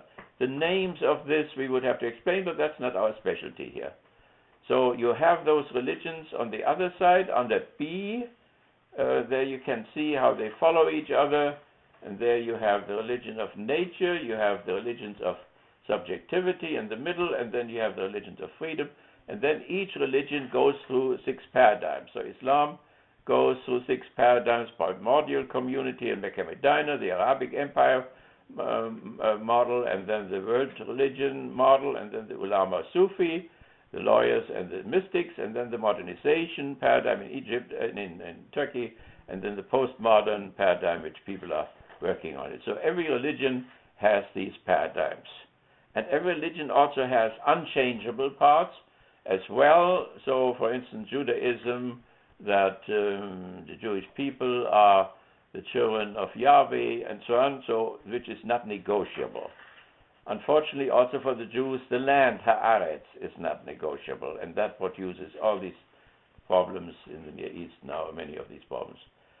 Okay, so that is what this question is about. So if you want to answer this question, you can simply take this, and you can say the structure of the critical theory of society is this: the world of nature, the internal world, social world, cultural world, and world of language. Word of language, what does that mean? If you are a believer, then Allah or Yahweh or what have created the world. They have created the world in the word, with the logos. So that is how the world came about, and so on. If you are a secular person, you take that logos out of the divinity and put it back into human beings. And so then it becomes a question of human logic, not the logic of God, but the human logic and the human grammar and human semantics, and so on and so on and so on. So that is the difference between a believer and not a believer, no matter if you are Buddhist or Christian or whatever. Okay? So that would be question number 3. So you can still think if you would rather like to take those questions. Number 3, please mention a few of Frankfurt School's consequences up to the present. Mention a few outstanding contemporary critical theorists. Which critical theory do you find most interesting? So consequences are, of course, the youth movement, which went from Tokyo to Frankfurt to Rome and so on, and had a tremendous influence in this country. They put the buses, turned the buses around, put the flag down, took over our student center, and so on. So it hit us here as well. So that was one consequence. But they also educated people who are today in all Ivy League colleges over the country, here in Japan, and so on and so on. Everywhere you have critical theorists. They are very expensive, therefore Western cannot hire them. Okay, so and then contemporary critical theorists, there's Habermas, we mentioned a lot, and Hannes is another one. Hannes comes to this country, Habermas comes to this country, so These were a few which we mentioned here. Number 4, please mention, explain our 5-word model. So that's what we had here, the 5-word model. These are the 5 words there, and its central notions and categories. So then you can, with this question, you can go a little bit into detail. So nature would consist of mechanical realm, sun system, and so on, physical, chemical realm, the rain and the weather, and so on, and the biosphere, the animals and the plants, and so on. Why is that important? The critical theory concentrates on civil society. That is the point of concentration here. So, but what happens in civil society depends on nature. So civil society is in the process of has to transform nature all the time, to build houses, clothing, food, and so on and so on. But also nature appears as a limiting force. We mentioned with Russia, Hitler came to Moscow, and then the weather changes. So a lot of battles were lost because of bad weather or so. Napoleon had a similar thing. When he came to Moscow, it was snowing all over the place, and his troops were freezing to death and so on. So therefore, nature is very important. Then, as far as the human organism is concerned, the form of your body, then the assimilation process, eating, drinking, but also seeing, hearing, and so on, and then the genus process, that is sexuality, that is illnesses, that is death, and so on. All that belongs into the genus process. Human subjectivity, there the anthropological level, the phenomenological level, the psychological level. So that is on what I just read, that operated on in this thing. Then we have, out of human freedom, we have that freedom potential. We don't know where it comes from. We don't know why everything obeys the law of gravity, but then suddenly an organism comes up who can decide on its own, can make decisions between good and evil and whatever. So this human freedom potential has to be slowly developed. If you are on the north side and you have no music, no painting, and so on, you don't own anything, then of course it's very hard for you to realize your freedom and make it factual and an external affair. So property is when you put your will into your car and somebody hits your car, you are hit personally and so on. So property is the most primitive form how freedom can be realized. And when a society becomes barbarous or decadent or whatever, then everything shrinks, and that becomes the only way how freedom is realized. So people are then possessed by their property, by their ownership, by their 10 billion, and so on and so on. So that is not a normal affair. Contract, and then the crimes which are committed against property, including our own body, like rape and so on. These are, and then the punishment for these crimes, that is private right. Private right was there long before personal morality, which is the next one. It was Socrates who developed personal morality. There was none before.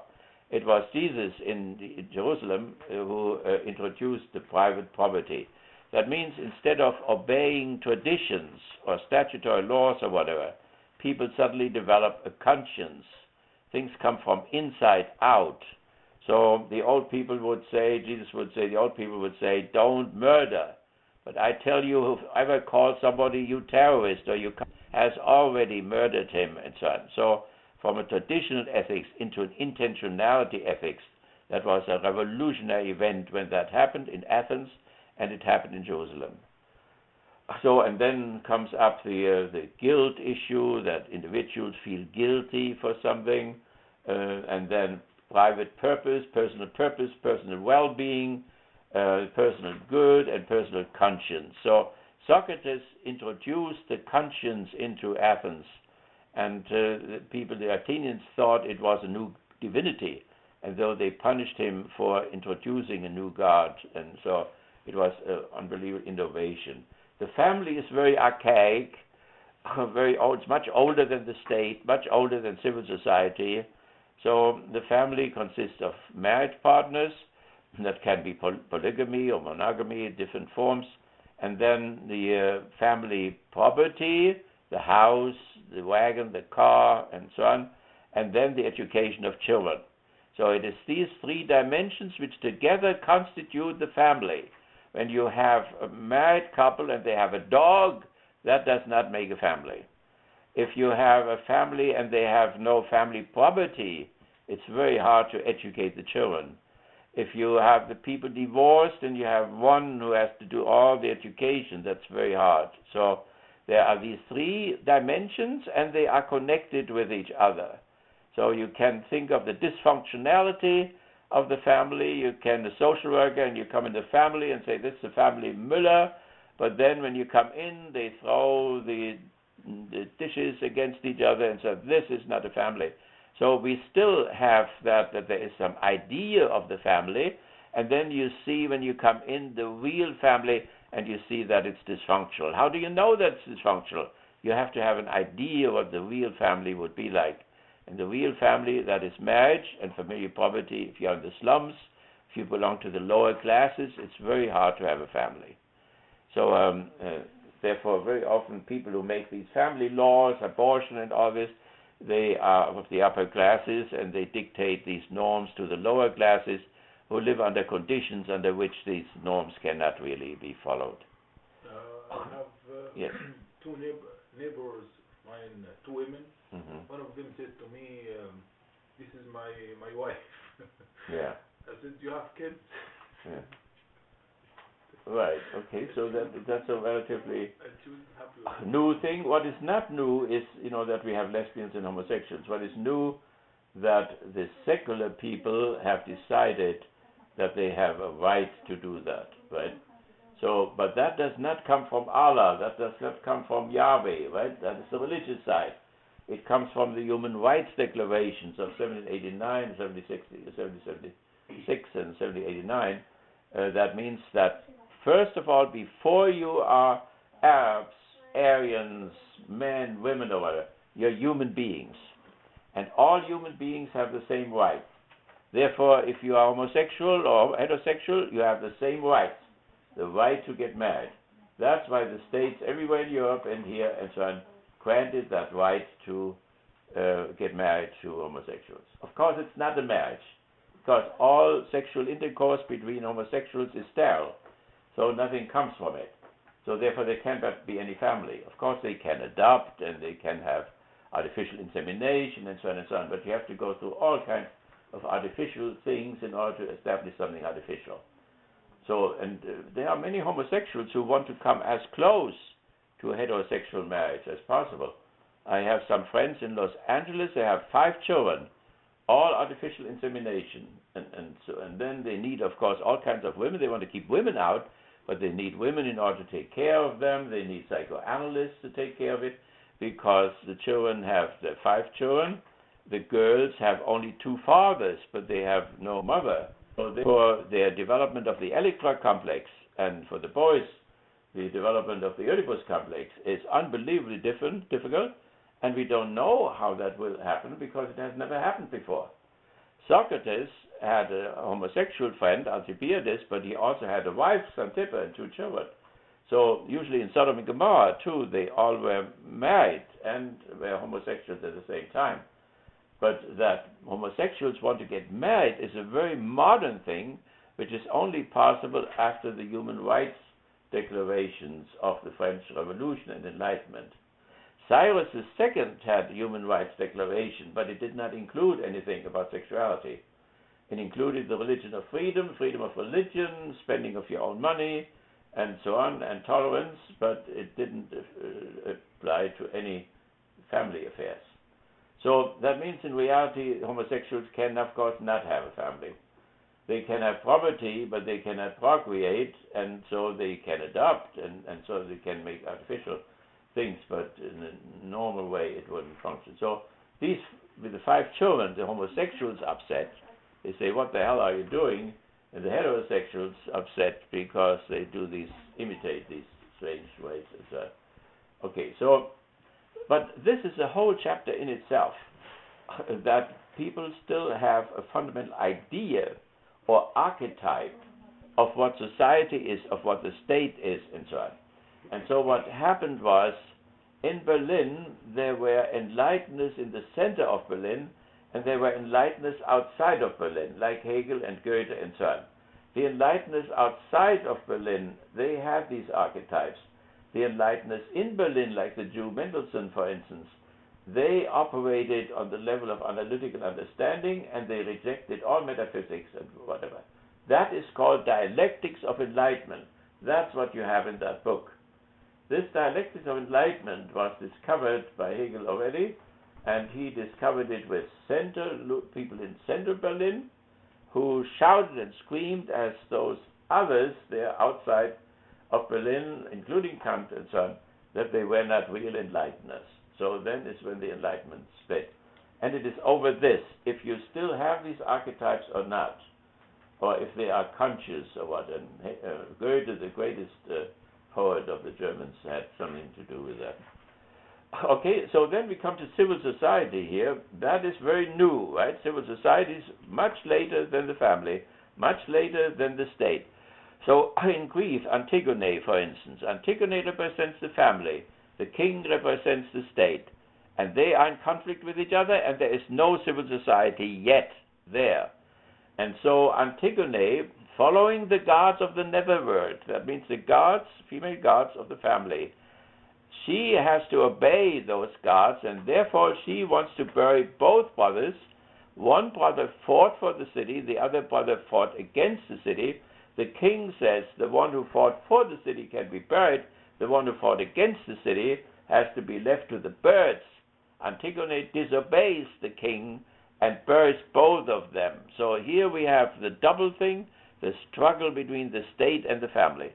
During the Vietnam War, you had mothers going to airplanes to want to pull their sons out of the airplane again, which the state wanted to send to Vietnam and so on.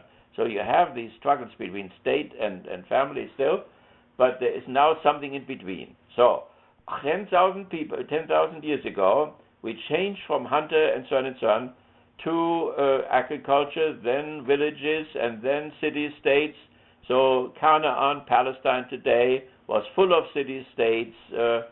Almost every name which you have there was a city-state with a king. And in these city-states suddenly developed between the family and the state that civil society. That is all important. That is what the critical theory concentrates on. That's what Marx concentrates on. That's where the whole thing, the whole mess comes from, where we are. So therefore they concentrate on this. So civil society means people were baking bread in the family. They baked so much bread that which they had to eat. But then they produced more. The better they could do it, the more they produced more than they could eat. Then they would exchange it. So then the market came about. They went out to the market in the middle of the village or the town and sold the bread, surplus bread, and so on. They did the same thing with the shoes. They produced more shoes than the family needed. And then they did it outside. And not only did they sell the surplus of shoes, they made the shoes. Shoe factories, bread factories came about with labor unions and capitalistic owners and so on. That is civil society. That is Trump, right? And the civil society became hostile. It negated the negation of the family. It took from the family the productive part, the baking bread and the making shoes and so on, and left to the family only the caring part. But you cannot care for the husband, the wife, and the children if you do not produce at the same time. So therefore they had to go out now and produce in the factories. And the one who owned the baking machines and the shoe factory machines and so on, they came in control of those who didn't have these machines. And that is where the class split between the owners and the workers. So that is the struggle which we have here now, right? So people don't have the machines to build cars at home. They cannot do that. They have to go out. We had 4,000 workers here in General Motors who did the car outside, and that's how they fed their family. So since the civil society took over the productive part, the civil society becomes responsible for the family. Now, socialistic or traditional civil society will do that. But this country here, civil society refused to take over some of the roles of the family in terms of family wages. We have no family wages. My cleaning women here have no family wages. People who do my car or whatever, they have no family wages. They have to work two together in order to feed the family. And not even two can do it, and so on. So that is the horror which produces this, and people who live in it get used to it. They don't even know what the hell it is. They think they are in a free country or whatever. So because you have to have comparisons, so you would have to go to Canada, or you would have to go to Germany or Denmark and so on, but most Americans cannot travel. So they travel to the next lake, or Canada, and not any further. So therefore they have no comparison where they are. There's unbelievable social backwardness, which is due particularly to not having a Labour Party. Even if that Labour Party wouldn't do anything, they would still have an effect. So Bernie, for instance, does affect all the time Clinton.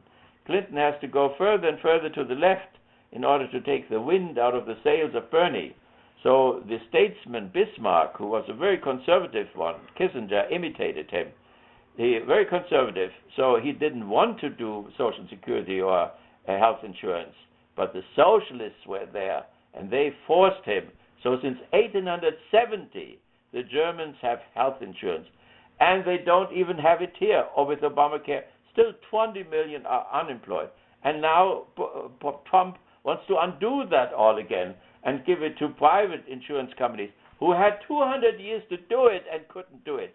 Either people were not insured at all, or they were underinsured, so that when they needed something really, the insurance company wouldn't pay for it. So the hell is unlimited, and they just don't see anything. So that means if you take Trump or the Neo or the two Cubans or whatever, you go back behind Roosevelt I and Roosevelt II and so on, and it will become a greater nightmare than it's already. Okay, so that is civil society. That consists of the need system. So when my son one son is a businessman. So I said, when you go into a business and so on, the first thing you have to ask, what need is this business fulfilling? He says, well, that is a $3 billion enterprise. I said, shit, I'm not interested in the $3 billion. I said, what are they doing? Are they producing shoes? Are they producing bread? Do they produce toilet paper? 1,000 toilet papers we have to gather every Sunday in my church in order to get toilet paper for the north side. What kind of economic system is that which cannot even provide toilet paper to people? That this has to be done by churches or by the charity. I mean, it's not clear why people cannot see what hellish thing there, and they are even happy that the churches are doing this. So that means an economy is to be measured by the needs it will fulfill. That is the principle. So when you think about these things, you have to start out with the principle, and then with the mediation, and then with the goal of this thing. That is what it means to have the archetype of something. And then you can ask the right questions. Otherwise you get lost in particulars, and this is tantalizing. In every department meeting which I have to go to, every Senate meeting, every union meeting, this getting lost in the trees, and nobody can see and start with the whole thing and go down to the particulars and get it all together. This is unbelievable.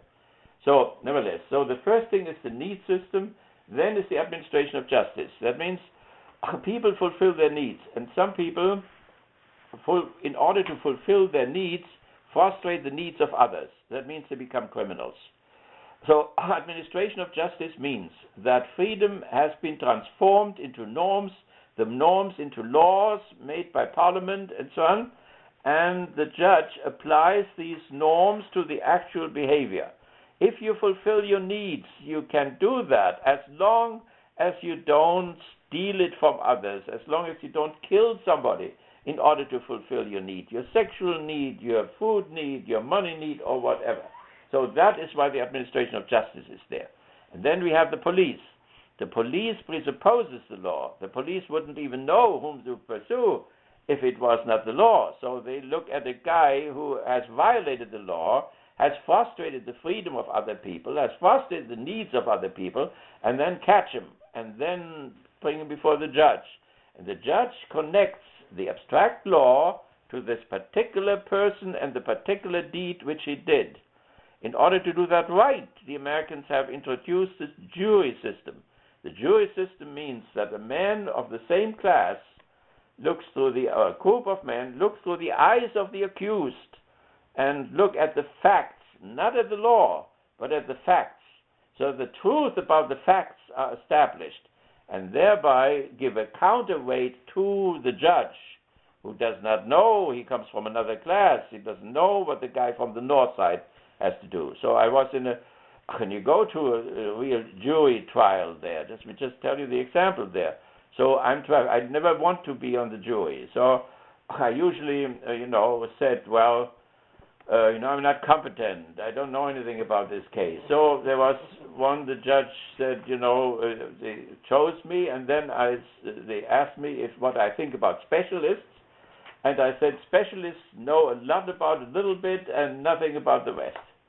And I thought that would help me, because they wanted to bring a specialist in, a writing specialist. I thought, I'm fine. So I took my raincoat already and marched out. And the judge caught me and said, well, there's nothing wrong. You can judge, any specialist who comes in here. So I was caught. And so I was sitting there. There was a guy from the north side here, from our slums there, from the low proletarian side. And he was black. And so he was charged with having forged a check. So they had a bunch of checks, and there was his name on it. So that was his crime. So in the procedure, I said, why did he need that money? And somebody said, well, he has a woman. I said, can we get the woman? Can you bring the woman in so that we can ask the woman? Well, the woman was dead. I said, why the hell is she dead? Well, somebody poisoned her.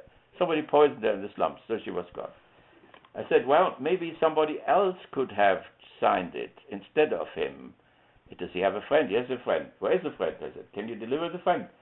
No, he's in prison. He's in prison already. I said, what the hell did he do? Well, I don't know what he do, but I said, bring him in. So they brought him in chains. He marched in chains there, and they put him in the middle of the thing. So then they said, we asked him, the judge asked him and said, well, did you sign this check instead of this guy? He said. Didn't understand a word what he said. They speak a dialect down there, which is God knows where it comes from. So, nevertheless, worse than mine. So, nevertheless, so finally I found out slowly it was the Fifth Amendment of self-discrimination. So he didn't want to answer it because he would discriminate himself.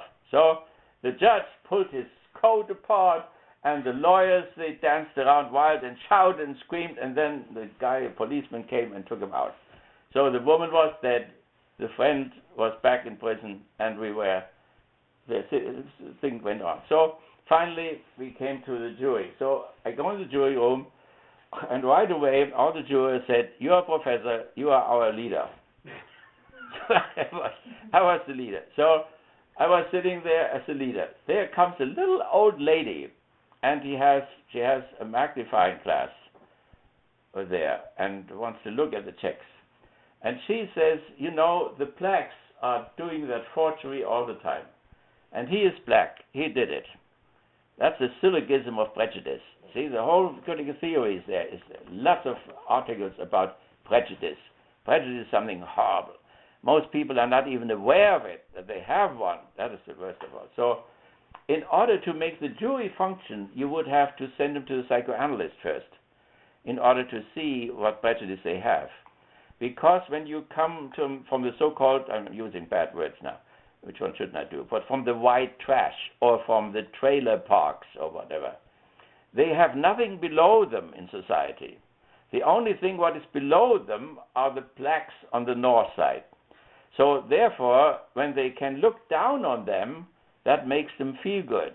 Then they feel somehow satisfied with themselves and say, I'm not the worst, have at least a trailer and have a little car, and so on. This guy has nothing, and so on and so on. So that's a good feeling. Can you imagine with this that there are thousands or millions of people with this type of a character structure, when somebody who should be below them is in the White House, what that produces in millions of people? And that is what we talked about, baiting, president baiting.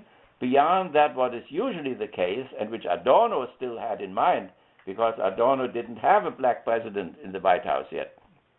So there is a new element coming in there. So nevertheless, so they went there, and so they argued, and everybody shared that prejudice. People of the same class shared the same prejudice.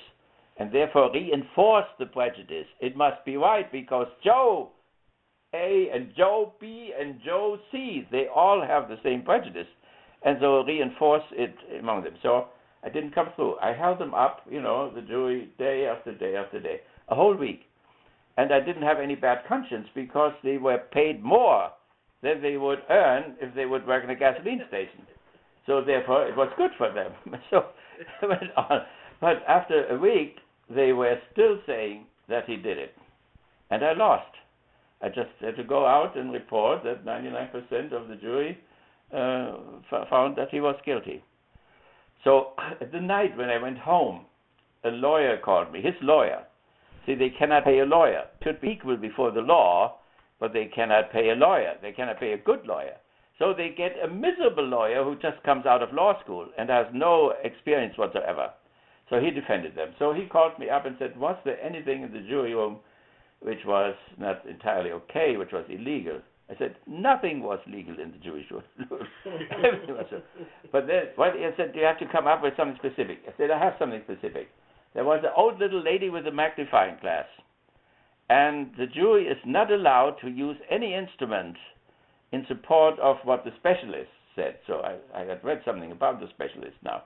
And so I said, that was irregular, and so on.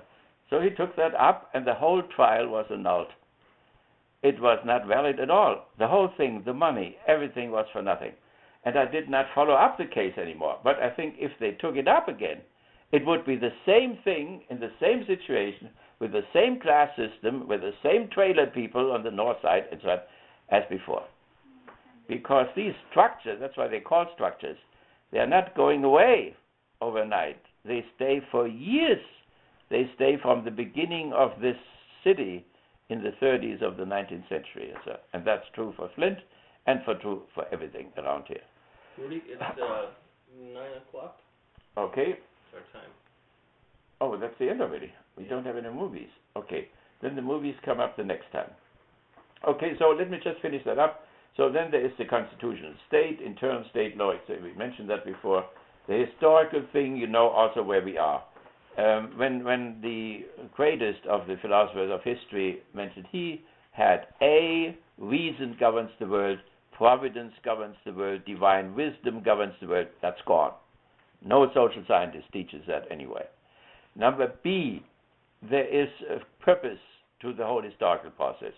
The realm of freedom where we are all moving. Where not only few are free, like we have it here now, but where all people are free.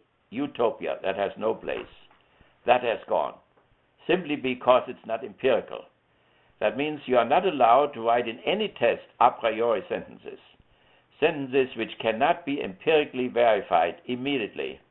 So A is gone since Hegel wrote, that means since 100 years ago. And then also the goal is gone. History has no goal whatsoever. If I ask people online, for instance, they all say it has no goal. So they all have the same idea, same prejudice. Then under the goal, there comes freedom potential. We cannot say that neither, because we don't know what's inside. Skinner can only have outside behavior, not inside behavior.